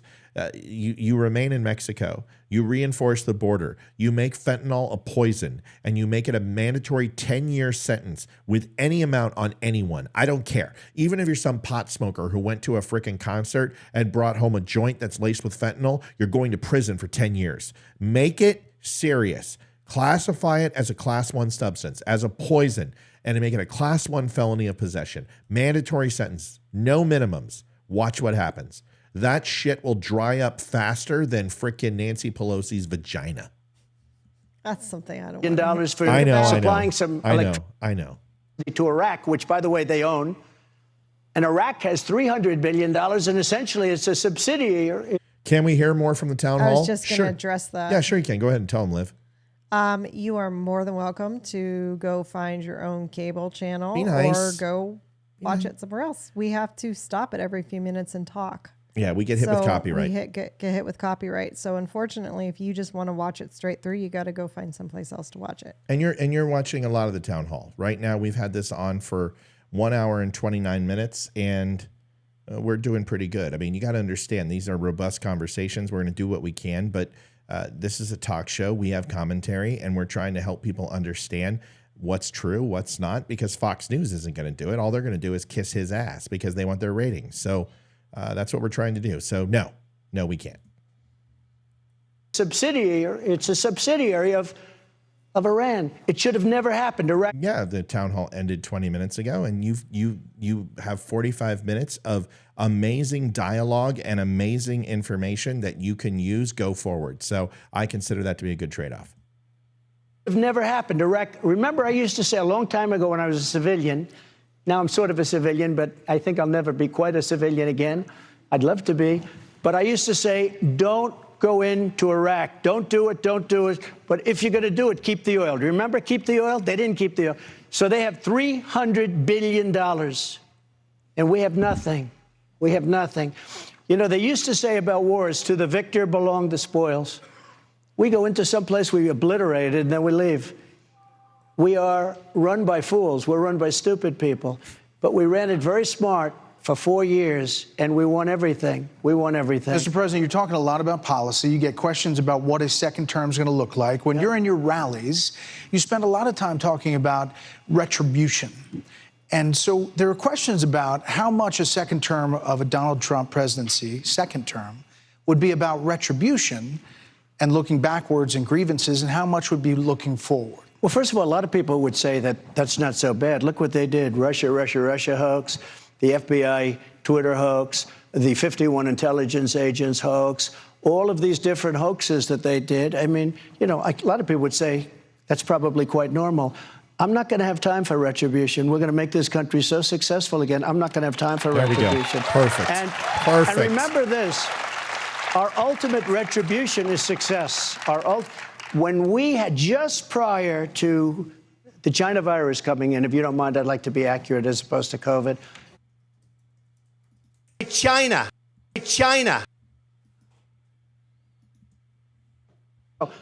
came out of Wuhan. They were saying it came out of caves, bat caves, 2,000 miles away. It came out of Italy. It came out of France. No, it came out of Wuhan, the labs. And by the way, I don't think it was done. I think it was done out of incompetence. That's what I think. I believe that the scientist went out, said hello to his girlfriend, and that was the end of that. She died, and then people started dying all over the place. But who knows? Who knows? I can tell you one thing. I got along with President Xi, but I took in $400 billion in tariffs and taxes from China. And one of the reasons China's not doing so well today is because of those tariffs. And Biden wants to cut them. You know, he got paid off by China after all, so he wants to help the people that gave him a lot of money. But he's a Manchurian candidate in a true sense. He got money from China, he got money from Russia. You remember the debate where Chris Wallace, how is he doing, I wonder? But Chris Wallace, I can't believe he just hit Chris Wallace in the nuts. That's why I love Trump. I love it when he does this. Go after the people who deserve to be. When he's quick-witted. Yeah. How is Chris Wallace, by the way? You saw Brett Baer and McCallum were like, oh, shit. But that's not what Manchurian candidate means, Trump, but that's cute. But Chris Wallace, when I said to Biden, I asked him a question. I said, how come you got $3.5 million from the mayor of Moscow's wife? And Chris Wallace wouldn't let me ask me. I said, why are you stopping this? Now it's turned out to be a big deal. He got $3.5 million from the mayor of Moscow's wife. I tell you this, we're going to have a success that's so great that hopefully, I won't have time for retribution. There won't be retribution. There'll be success. Mr. President, before we wrap up this, you know, there is this report, House Democrats, documents that say that nearly $8 million in payments to your businesses from foreign governments, China included, Saudi Arabia, while you were in office. They say Article 1 of the Constitution says you can't accept money from foreign governments while president. Would you pledge to divest from your business in a second term as other presidents have done? So that's what they're reporting. I own hotels all over I don't get free money. Somebody rents a hotel room, et cetera, much money I gave back. In fact, I didn't have to do it. You know, George Washington was a very rich man. People don't know that. In his essentially White House, which wasn't built, but they had an office, he had a business desk and he had a country desk right next to each other. You're allowed to do that. I didn't do it. I put everything in trust. And if I have a hotel and somebody comes in from China, that's a small amount of money. You know, it sounds like a lot of money. That's a small. But I was doing services for that. People were staying in these massive hotels, these beautiful hotels, because I have the best hotels. I have the best clubs. I have the best clubs. I have great stuff. And they stay there and they pay. I don't get $8 million for doing nothing like Hunter. I don't get $500,000. I don't get $500,000 for doing a painting. It's not a bad idea, I guess, if you can get away with it. When I heard that, when I said there's no way they get away with that, but they got away with that, I guess they got away with it. No, we have, there was an emoluments lawsuit against me where the radical left sued me for that, and I won the suit. And the judge said, they go to his hotels. What's he going to do? There you go. We want to. He's doing really well. I mean, this is the guy who I voted for in 2020. This is the guy I should have voted for in 2016 if we saw this side of him. We didn't get to see a lot of this of him until he became president. I was wondering if he could bring it back. I was wondering if he still had some magic left. He just needs to stay away from the bullshit Twitter, Truth Social, and just hammer these people and just continue to recite it. But he looks very poised. He definitely sounds like his old self, like pre-election, 2020 pre-election. Yeah, he's making some great points, and he's coming out looking magnanimous, and that's very difficult for Trump, just saying. Here we go. We want to hear more. Yeah, he donated his salary, but I mean, if you want to actually look at Trump's overall, net worth, he makes in a day or two what his salary was as president. But you know what? I am not 100% certain. I know he said he donated his salaries. I have seen his tax and his donation and charity disclosures, and I don't recall seeing his salary donated. I may have seen it in 16 and 17. I don't know about the rest, so I can't speak on that. But that is my understanding. Whether that's 100% accurate or not, I can't make that statement unless I research. So I promise to research it. How about that? In Des Moines with more of our town hall with former President Donald Trump. See, I'm doing really good. I don't care. I'm sorry, but we're 40 minutes in, and it just ended 25 minutes ago. So I don't want to hear that I'm not doing well tonight. I mean, you guys are breaking my heart because this is huge for me. Huge. I got a question for you. 12 inches. I already know that. What else? You don't have to answer that for me. Yes, ma'am. Did he mention his mother-in-law? Yeah, he did. And they said condolences, and he obviously appreciated that. Here's the rest, real quick. The events of the day. And we fight. We fight like hell. The president. I'm a flight nurse on. President Trump, we're glad to have all of you with us tonight. We want to try to get in a few more questions here. We have a lot of good. Yeah. Listen. Yeah, some people said they saw receipts. It's not receipts. It would be on his tax disclosures. So, once again, did that go to charity? I don't know the answer to that question. I'm not saying it didn't happen. I'm just not going to sit here and tell you yes. Here, we have a lot of good ones. Let's go to Rebecca. She is a mom of 6 from Ogden. There she is. Hi, Rebecca. Hi. Are you decided? I wonder. Leaning toward. Oh, gee, you want to make a bet? All got leanings here in Iowa. Yes. Yeah, well, for me, it all comes down to this question. Okay. So between you, sir, President Trump, and Ron DeSantis. Oh, is it going to be abortion? Is she going to hit an abortion question? She's got 6 kids. Probably not. Okay, because you got to get the abortion question in there because that's probably the biggest topic. Because I want to know what Republicans are going to say. I want to see what he's going to say. He's going to set the tone for what everyone else says. So we'll see. And Ron DeSantis, because you both talk a lot about pro-life, your record. And that's my number one issue and the cry of my heart. Dude, I'm telling you, I should do this for a living. I should do this for a living. Hey, honey, can I stay home from work tomorrow and do this for a living? Oh, I already do. Okay, good. I've been telling you should do this. I'm doing it right now. What do you want? That's what this show is. I mean, look at that. I just crushed it. I got to actually do a soundbite for this and put it up there. Show everyone how smart I am. I mean, and humble. And good looking. Humble, yeah. And good looking. I can vouch for the good looking. Justice for all people. And I've been, vocal and celebrating with you all of your pro-life victories from the past. But then in this campaign, you've also blamed pro-lifers for some of the GOP losses around the country, and you've called heartbeat laws like Iowa's terrible. And so I'd just like some clarity on this because it's such an important question to me. Okay. I'd like for you to reassure me that you can protect all life. This is where you're like, baby, I'll get you pregnant right now. We can keep that little thing. Oh, my God. All right. All life, every person. And then I fall from grace. Yes. All life, every person's right to life without compromise. So that's a great question. I appreciate it, too. You wouldn't be asking that question, even talking about the issue, because for 54 years they were trying to get Roe v. Wade terminated, and I did it, and I'm proud to have done it. They wanted to get it back, right? You wouldn't have that. There would be no question. Nobody else was going to get that done but me. Yeah. And we did it, and we did something that was a miracle. When I walked onto the stage today, a gentleman in the back, probably works for Fox, nice guy, said, "Sir, I'd like to thank you." I said, "For what?" He said, "You saved 2 million lives in the last 3 years. You saved 2 million lives." And I said, "Thank you very much." I knew exactly what he meant. 2 million lives.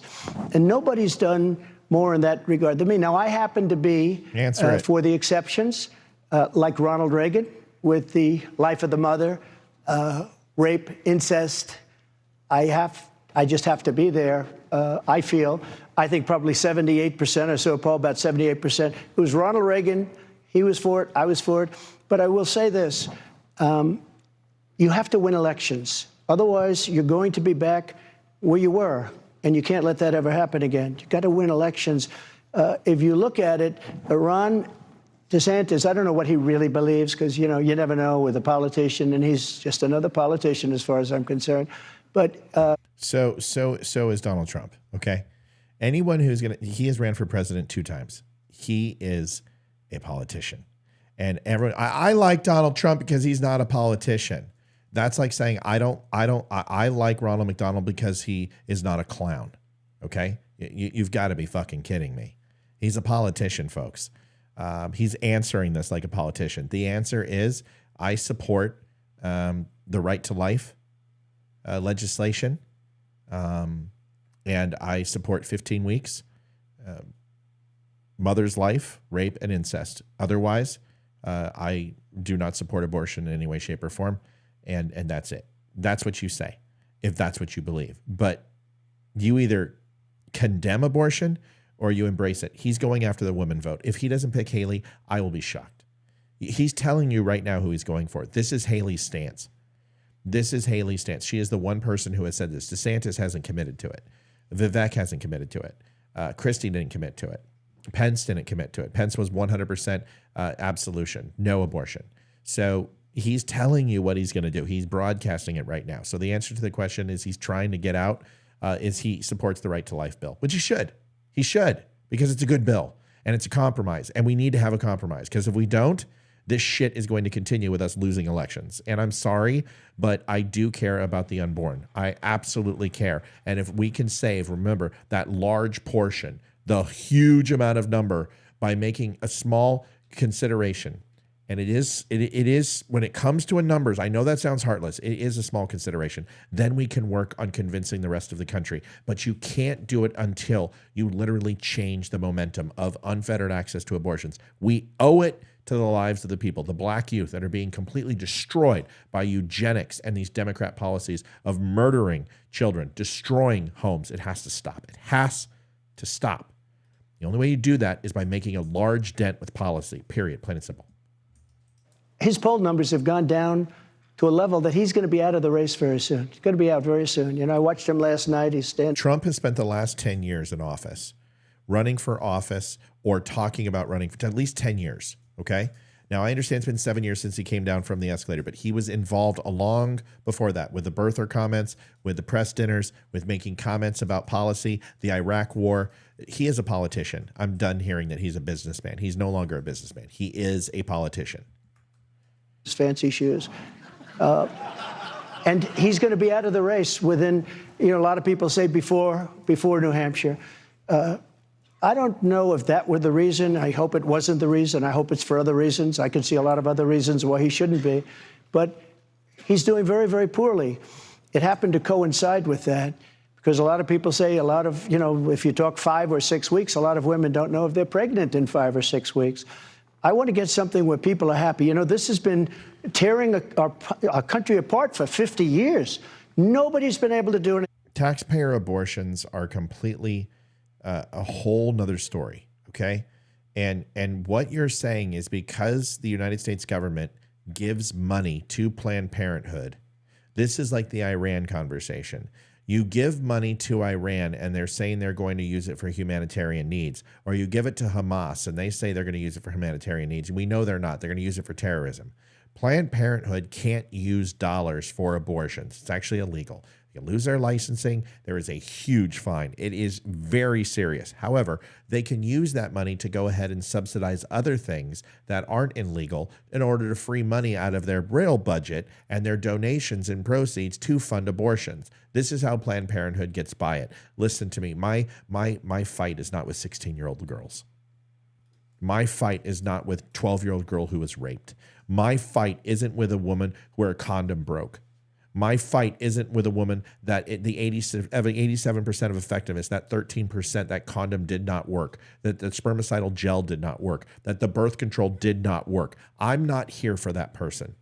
I'm here for the person who opens up their legs, who has no self-control and wants to have wanting sex with every Tom, Dick, and fucking Harry and can't take care of the repercussions of that event and those choices. Get a fucking dog and a jar of peanut butter, or get some fucking Duracell batteries and a King Slong dildo from the local porn shop and satisfy your needs that way. You'll never get pregnant. But if you're going to open them up and you're going to get pregnant and you're going to have a precious life inside of you, you better not use it for birth control. That is my problem. That is my crux. And hopefully 87% or 78% of the country agrees with me, and most people do.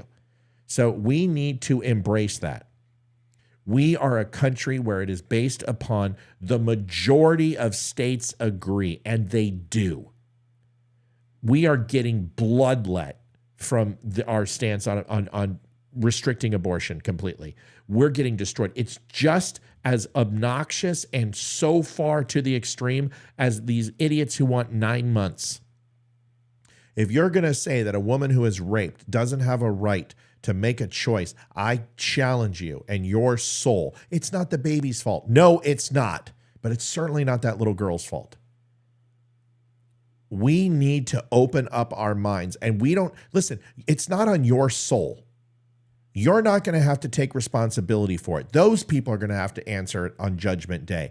But I'm not going to sit here and tell a 13-year-old girl that she has to carry a baby from a person who raped her to full term. I'm not. And I would never expect my daughter to. And you're not going to tell my daughter that she can or can't.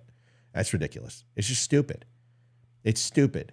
This is between the man, if he's in the picture, God, the doctor, and these children or women and their parents, if they're involved. It's not my choice to I don't want anyone telling me what to do with my body. I don't like the fact that I have to register for the draft. I served my country willingly, and I was willing to die for it. I think it sucks that I have to register for the draft. Okay? I have a different opinion than you do when it comes. I am right with Trump. I am lockstep. 15 weeks, rape, incest, and mother. Livia, where are you at? I'm right where you are. Rape, incest. Yep. Yeah. Protection isn't 100% effective. Okay. We had 6.5 million pregnancies in the United States. Whether they carried to full term is not true. They didn't carry to full term. Only about 3.4 carried to full term. 87% of those were effective. So what you're talking about is 87% of the condom was effective. So 130,000 times 6. You're talking over 750,000 pregnancies were unwanted or unexpected because a condom broke. Give me a fucking break. Mistakes and accidents happen. People have the right intention. That's like saying that this gun, if it accidentally goes off and my son grabs it, that I'm a negligent parent because an accident took place. Now, if I put that under lock and key, but yet somehow that lock fails, or they have that combination, or they find that key and open up, I did everything I could as a father. That woman did everything she could as a mother, a possible mother, to protect themselves. Condoms break. Condoms are only 87% effective. Spermicide gel's even less. The pill is like 92% effective. People get pregnant on the pill. Accidents take place, and you have to understand, if you've taken all precaution and you've been an adult about this, there have to be options for people. And I don't condone it. I would never want, if my wife got pregnant right now, even though there was a huge danger to her, we would raise that child and we would take care of that child. That's our choice. My soul's not in jeopardy over this, and it won't be. You don't have to do anything dirty. But we better make some sort of accommodation, or we will never be able to make. You guys want Joe Biden out of office? You got to figure out abortion. This is the left's gun issue. As you will not bend on guns, they will not bend on abortion. You better come to grips with it. But simply saying because you're a gun owner, you kill kids in mass shootings is as stupid as saying that a woman having an abortion because a condom broke or spermicidal gel didn't work or it was an accidental pregnancy makes you responsible for that soul. Give me a break. Can we just get real for a little bit? Thanks. Appreciate it. You can only ask that question, and you ask it brilliantly, and I understand exactly where you're coming from. I love where you're coming from, but we still have to win elections. And they've used this, we have some great Republicans, and they're great on the issue, and you would love them on the issue. Taxpayers are not funding abortion. Do you want to go ahead? Eddie Jones is in here. Of course, he's pissing me off already. Do you want to explain to him what Planned Parenthood did for you? For me, when I was younger? So I had debilitating cramps growing up. When I was a teen, unfortunately, Hayden gets them too, which is just sad. But I mean, I couldn't move for 2 or 3 days, and they just got worse and worse and worse. And I went to Planned Parenthood, and for free, they found out I was anemic, so I was able to get that fixed. But they got me on birth control, and we switched my birth control 6 times over 9 months to see what would work, and then got me a prescription painkiller for that time that I only took for those few days, and got it to work for me, and I didn't pay a cent for it. And after that, my cramps were very minimal. And then I had Hayden, and my cramps completely went away. And had a cancer scare. Yes. Well, that was after Ethan. But so that wasn't Planned Parenthood. It doesn't matter. They ran a check, and they ran you for that check, and you didn't have it at that time. Narratives suck. And we've got to learn. I can't believe, Darla, you just said that. If you don't want kids, have a hysterectomy. You want a 13-year-old girl to have a hysterectomy? You want an 18-year-old woman to have a hysterectomy? Dude, I'm 44 and premenopause, and I'm not going to have a hysterectomy. Are you freaking serious? We need to. That's just stupid. Yeah, there's like, let's just do this. Let's not do this, okay? Let's not. I have high opinion of people, and I really don't want to hear your opinion on having people have hysterectomies, but we're okay. We're not okay with men lopping off, little boys lopping off their penis, or getting breast implants, or having sexual mutilation, or having chemical castration done to them. Well, then why are you a proponent of gutting a woman's femininity from her? Part of. What the hell are you thinking? That is where your hormones come from, and that's part of everything. That's weird. That's weird. That's like telling a man to castrate himself so he doesn't get a woman pregnant. No, that is the dumbest thing I've heard. I'm sorry. And Darla, I love you and adore you, and I care about you more than anything. In fact, you're the only Darla in the whole world I like, because my mother's name's Darla, and I despise that woman. But I completely, vehemently disagree with you. No, you don't get your tubes tied either. You don't do anything. You use the right choice, and you educate with contraception. And if a mistake happens, you have that conversation with your doctor, the person who is responsible, if they're in the picture, parents, or your God. And it's none of my business.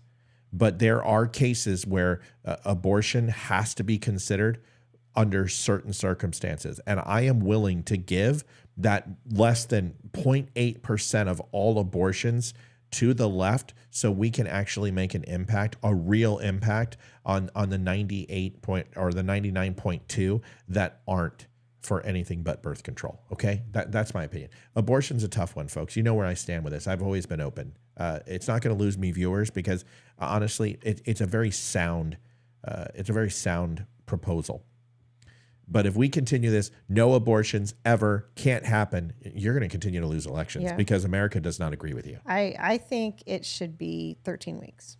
That should be the compromise. That's the end of the first trimester. I think anything past that is too far. And I know that, the baby's got a heartbeat at 8 weeks, and we know that, but for compromise, I would say 13 weeks. Yeah, I'm not having my 13-year-old girl carry a baby after, God forbid, a rape or incest. I'm sorry. There's just no way. There's no way. I don't know. Sorry. And here's the thing. If I was raped and I got pregnant, I would probably abort the baby. to be completely honest, because I wouldn't be able to look at that baby without remembering that man's face and what he did to me. Yeah, and for you to say it's not the baby's fault, you know what? These are hypotheticals, and this doesn't do well. We lose friends over hypotheticals. This is when you lose friends because it's not a realistic conversation. You are going to have everyone here is going to have nothing to do with that situation if it happens to us, and I'm not going to have anything to do with yours if it happens to you. Let's keep it there, okay? Hypotheticals don't work. All they do is get people upset. Well, what if it was a three-toed woman who was Jewish, lesbian, who had African-American descent, was in a wheelchair? No, my wife isn't going to get raped because I'm going to fill somebody full of a magazine before they even get a chance. So that's not going to happen. I'm going to impregnate them. With lead. So it's not going to happen. So we don't do hypotheticals. It comes to this. If you have to alter a little girl or a young woman in order to not get pregnant on the case of an accident, and they did everything right, as we should never punish the child, we should never punish that mother. And you have to ask yourself the question, if birth or if conception is the moment of life, and that's what you truly believe, and that is unequivocally what you believe, then guess what? You're good. You know exactly what you want and what you will not allow and what you will not do. And if you have children, you get to make that decision. But what you don't get to do is go to somebody else and tell them what to do with their soul. God gave free will. Let them make their own choices and let their soul be damned or let them have eternal salvation. You can't control either one. I understand your opinion. You know mine. We're never going to agree, and that is okay. I still love you. I'll still, if you need some money, I got you. You need a place to stay and you're in town and it's snowing outside, I'm here for you. But these hypotheticals completely are a waste of time. Completely a waste of time. Okay? Love you. I'm not saying you're a bad person, Darla. I disagree that someone should get their tubes tied at 13 years or 26 years. No, they just common sense and teach people contraceptives, condoms, birth control, all that stuff. Because, I mean, 1 minute Hayden wants to have kids, the next minute she doesn't. Next minute she wants to adopt, then she does it. Then she wants 6 kids, then she wants 3, then she's 13. She has no idea what she wants in life. Why would I do something that's permanent to her now? That's just dumb. Even at 20, that's just too early. Mid-20s, use contraceptives, use condoms, be smart, and then make that decision later. And if you decide that you and your husband don't want to have kids, then fine. But yeah, this is a stupid topic. It is. It really is. This is just a dumb topic. This is stupid. We're not going to get. People are like, oh well, no child is a mistake. Well, that's not true. Because if my wife is gang raped by 6 men who rip her uterus apart, that baby's a mistake, and sodomize her and leave her in a pool of cum. That's a fucking mistake, lady. I'm sorry to be graphic, but I've seen a girlfriend raped. It's not pretty. I was raped. This is like I said, we shouldn't be going here because experiences are extremely emotional and a logical conversation cannot be had when emotion trumps and rules the conversation.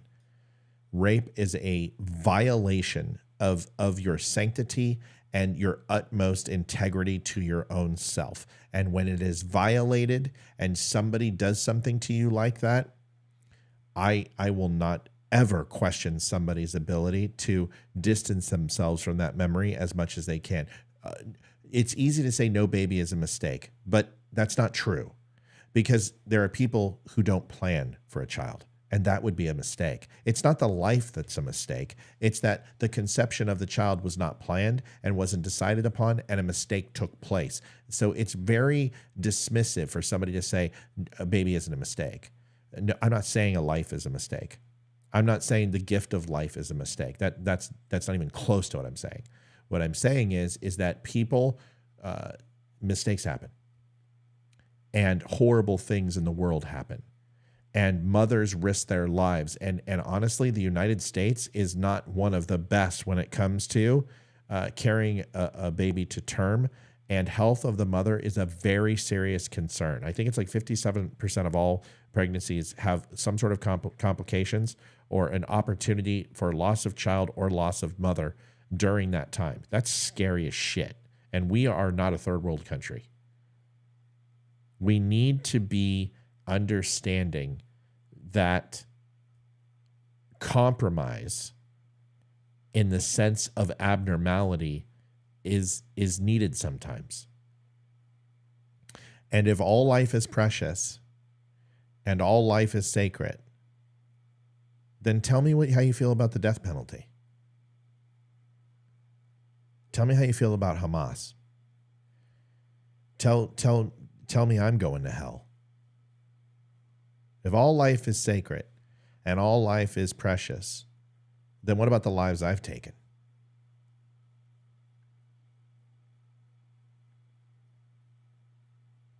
I always love it when people say, I totally misunderstood what people were saying. I don't think I did. I think people are misunderstanding what I'm saying. What I'm saying is this conversation is stupid, and we shouldn't be having it. No, how did it go here anyway? We should move on. Yes, we should. Because these are hypotheticals. These are personal opinions. We have opportunities. And to make everyone decisions. has Yep. the right to their own opinion. Sure do. And just because you have a differing opinion than somebody Yes. else does not mean you are wrong. It means it's your Yes. opinion. Yes. You should be ridiculed for having an opinion. Yeah, and I'm not ridiculing Darla. I just think that tying the tubes of a child or tying the tubes of a 28-year-old woman or my wife is not a good thing. I don't want her tubes tied. She has already went through some of those excruciating pain throughout her entire life when it comes to menstruation. I'm not screwing with that at all. All right? Nobody's mad at anybody. I love everybody here. You're all my brothers and sisters. Darla, I love you. I already said that. I just don't agree that I think we need to put it in perspective. If all life is precious, how do you feel about capital punishment? If all life is precious, how do you feel about Hamas? If all life is precious, how do you feel about veterans? If all life is precious and all life is a gift, well, then I have sinned beyond reproach. So have a lot of us. Does that make sense? All right, let's wrap it up. We only got a few more minutes. On the issue, and a lot of them have just been decimated in the election. Decimated. I mean, absolutely. So we're going to come up with something that people want and people like. I would love you to, first of all, you have to go with your heart, okay? You have to go with your heart first. Go with your heart, your mind, go with it. But you do also have to put in there a little bit. You have to win elections. But if it weren't for me with Roe v. Wade, you wouldn't even be talking about this. You wouldn't be asking that question because we'd right back. And remember this, they're the radicals. We're not the radicals because they'll kill a baby. Remember I had the debate with crooked Hillary Clinton, which I don't call her crooked anymore. I use that now for Joe Biden, as you know. I call her beautiful Hillary. She's a beautiful woman. But in the debate with Hillary Clinton, I said, so good. I said, you know, she's willing to rip the baby out of the womb in the 9th month. And, you know, I never heard this. It happened to me. It just came to me during that debate. I didn't go up there thinking I was going to say that. And she even winced. Nobody wants to see that happening after a certain period of time. Nobody. They're the radicals because they're willing to kill the baby in 8 months, 9 months, or even after birth. If you remember the former governor of Virginia where he said, that'd be Governor Northam, our old douchebag. Thank God he's after out. the 9th month, or even after you set the baby aside and you have a conversation with the mother. And if the conversation, can you imagine? But these are the radicals. We're not the radicals. We are not the radicals. But we're living in a time when there has to be a little bit of a concession one way or the other. And I think, you know, I want to get it right. I have to get it right. But without what I did, you would never even be asking. That's the most reflective I've seen him on an answer where he really cares about the answer. Like I think this issue is a very big hot button for him. And I think he answered it perfectly. Concessions, right? It's not concentric, it's concessions. It's you have to look at the whole case by case basis. And I think that's warranted. Darla, I didn't say you said 13-year-olds should be fixed. That is part of the equation when we're talking about incest, when we're talking about rape, when we're talking about underage kids. I'm sorry, it's not a solution. So there is no one solution. It is messy, it is complicated, and it is not man's right to choose this, but this was given to us with free will. We have to make the decision that's best for the person, and only that person can make that choice. Okay, putting it to bed. Here's the rest. What I did, you would never even be asking that question, because there was no chance that that was going to happen. For 54 years, they campaigned on that issue, and nobody pulled it off but me.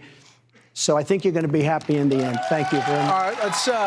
It's interesting that somebody said Trump nailed this. I said the exact same thing. Just wanted to let you know before Trump. Just whatever. Thank you very much for that question. I'm jealous. Thank you very much for that question. Let's go to Bo.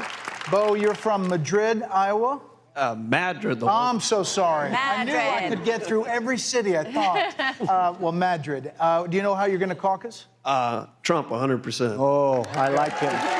You do have a question. Thank you. Go ahead.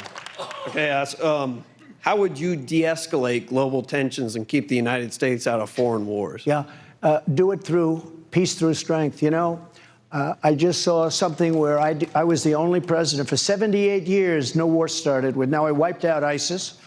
You know, I did a thing that was, I won't go into names, I won't go into specifics, but we did a thing that nobody thought was possible. Did it very quickly. I withdrew from Syria. I withdrew from Iraq. I withdrew. They want to put people back. We're in countries that don't even want us. We're with countries that a lot of you never even heard the names of these countries. You know, there's a great leader, in my opinion, is very strong. Some people say it's terrible to say that, but he is. Viktor Orban, he's the prime minister of Hungary. And they asked him, what would you do? There are wars all over the world right now. He said, what I do is make sure the American people vote for Donald Trump for president, because when he was president, China feared him. I don't want to be feared, but he used the term, I'm not using the term. President Xi's a very tough cookie, but I think they did fear us. China feared him, Russia feared him, everybody. I even got along with Kim Jong-un. You know, getting along with people with hundreds of nuclear weapons is not a bad thing. You know, they want to make it like a bad thing. It's a very good thing. But peace through strength. They didn't want to mess around. It would have never happened in Ukraine. Russia would have never gone in. Would have never happened. The recent attack on Israel would have never happened. 0% chance that was going to happen. They see a weak president in our country, and they did something that was unthinkable. So we're going to have peace through strength. We're not going to have to fight. So on the other side, with that being said, you always have to be prepared. And I rebuilt our entire military. And think of it, Biden gave $85 billion worth of our military to Afghanistan so stupidly. Brand new tanks and planes and everything. 700,000 rifles and guns. 70,000 vehicles. Yeah, but Amy, it doesn't matter that I said it months ago, and now everyone's like, "Oh yeah, Trump," and he's really. Don't you guys remember 6 months ago, before the primaries, when or the midterms, when I said, "Do you guys think that we need to like revisit abortion and recommit to the right to life bill and get that voted on and get that on the floor so we don't pay for this at the polls?" And everyone's like, "We don't make concessions on this. Thou shall not pass." Gandalf style. Now it's like, oh, well, Trump said it. Now it's fine. Yeah, right. Okay. Just saying, y'all, you're a little hypocritical sometimes. Plated vehicles. And by the way, people died. 13 great soldiers died. I've gotten to know the families very well. Many horribly hurt. And hundreds of people killed, when you include both. Hundreds of people killed in the most embarrassing moment in the history of our country. So I really appreciate the question. And I appreciate very much that you're with me, and I'm with you too. So from the other side of the party, there are many like Governor Haley who said that you are now more of an isolationist than you were, and that you got many concessions from NATO members as president to increase their defense budgets. Hundreds of billions of dollars. But there's a real concern what a second Trump term would mean. Would you be committed to NATO, for example, in a second Trump term? Depends if they treat us properly. There you go. Look, NATO is taking advantage of our country. The European countries took advantage of, I want to use a word starting with an S, but I don't want to do it because I see some young, very good-looking children in the audience, and I assume they're watching on television. But they took advantage of us on trade, and then they took advantage of us on our military protection. Of the 28 countries at the time, only 8 countries were paid up. We were paying the difference. And I went to them, I said, if you don't pay, we're not going to protect you. And they said, do you mean that? I said, I mean that. And the next day, billions of dollars poured into NATO. The reason they have money right now to prosecute what they're doing with helping Ukraine is because of the money I got them. So, you know, peace through strength. Mr. President, we appreciate your time. Thank you. Thank you very for much, being here in Des President. Moines. Good to have you with us tonight. Thank you. Thank you very much. So we're going to be right back with just a quick final segment right after this timeout. Stay with us. But in person, you know, so much time. It makes it. Tonight from Des Moines, Iowa, Gutfeld is. Well, first of all, the timing was absolutely perfect on that. It's almost like I planned that, Livy. Your thoughts overall? I think he did great. He sounded a lot like the old Trump. He seemed energetic, positive. He only said desanctimonious a couple of times. He was fair. He was playful. But yeah, he definitely, he's much better than I've seen him over the past few months. So I hope it's a start to what's going to continue for the year. I really don't want him to be talking about the election. He needs to move on. Okay. I got to address something. I'm sorry, honey. Okay. Darla, okay. If you're crying, that has nothing to do with me. I said nothing rude to you. I said nothing mean to you. I simply disagreed with you that hysterectomies and tying the tubes are not a choice to have this conversation and say to a person who's on the other side of the aisle who supports abortion. We, as Republicans and conservatives, need to grow. And this wouldn't be the first time in Christianity that we've grown, that we've, if you believe we haven't as Christians, then let's talk about the Old Testament, okay? Let's talk about planting of crops. Let's talk about selling people into slavery. Let's talk about stoning people. Let's talk about wearing fabric. Let's talk about touching the skin of an undead thing. Let's talk about these mortal sins in the Old Testament, okay? We've made changes as Christians. We've become more human than we're prescribed in some of the older works of our religion.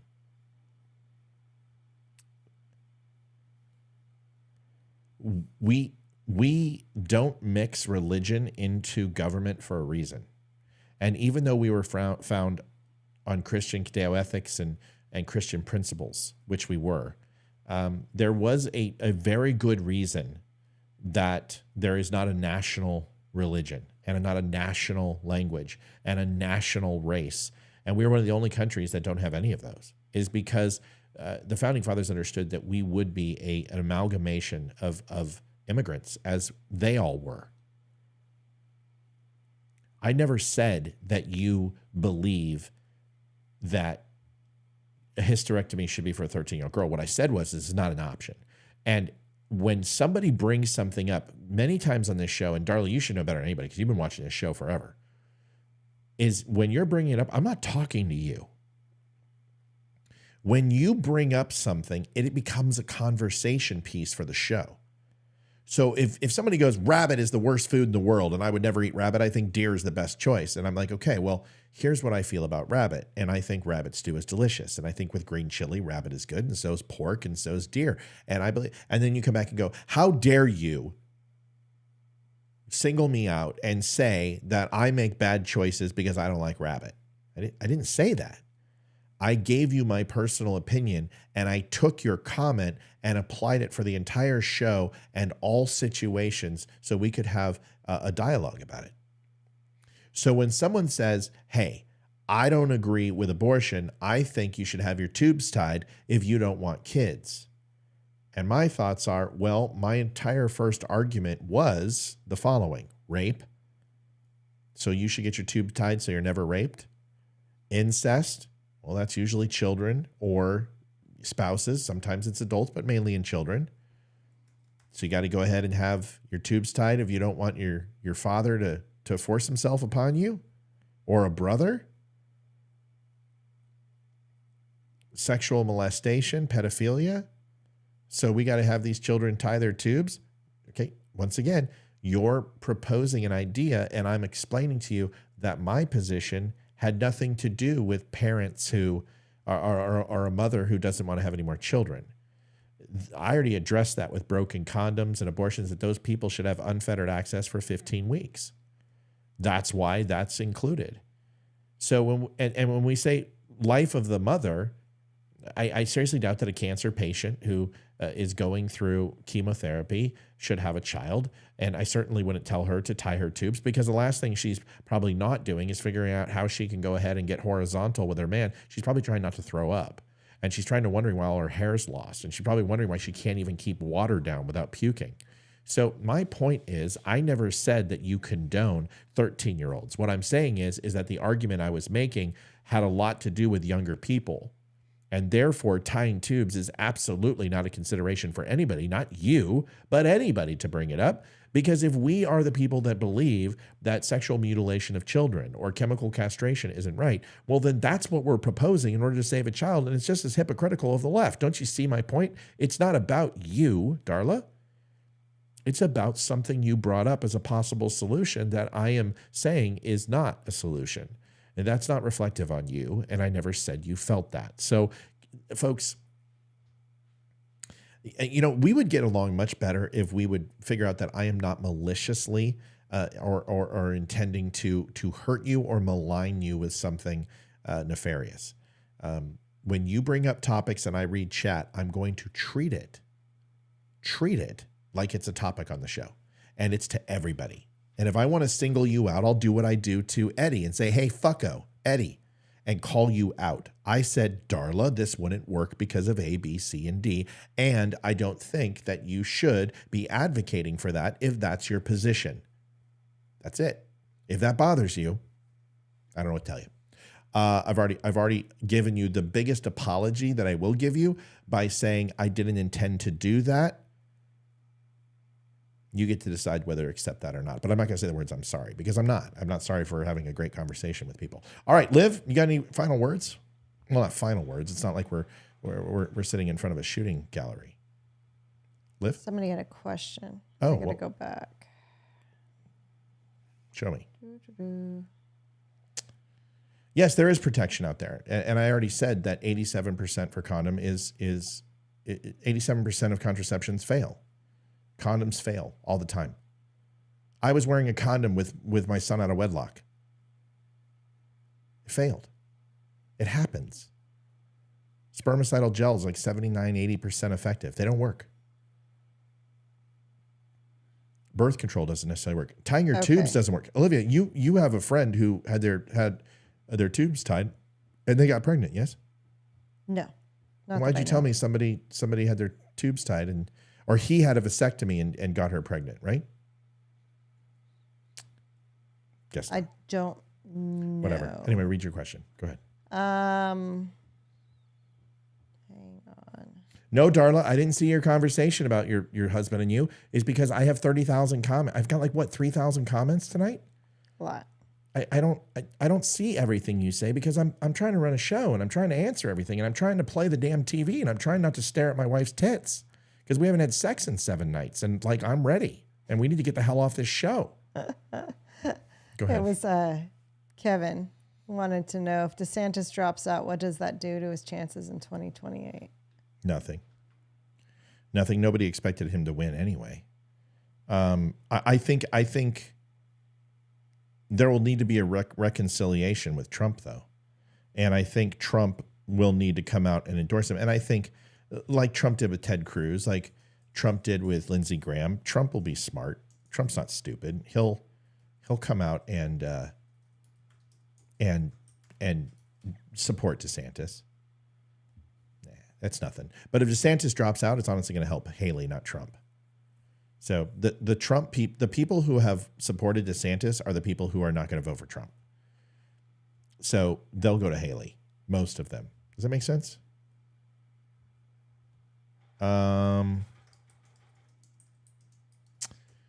Says, I love your view on this, Matt, but males get excluded from a day in abortion. No, they don't. It's my child. I have a say. My brother had a say. I took the woman to the court. I took a woman to court because I had a say. My brother had only been dating a girl for like 3 months, got her pregnant. She wanted an abortion, and he said, absolutely not. 4 kids later, so apparently, it was a good thing. But if she had her way, she Darla, don't be sorry. I love you. I love you. I already said that. I said I love you.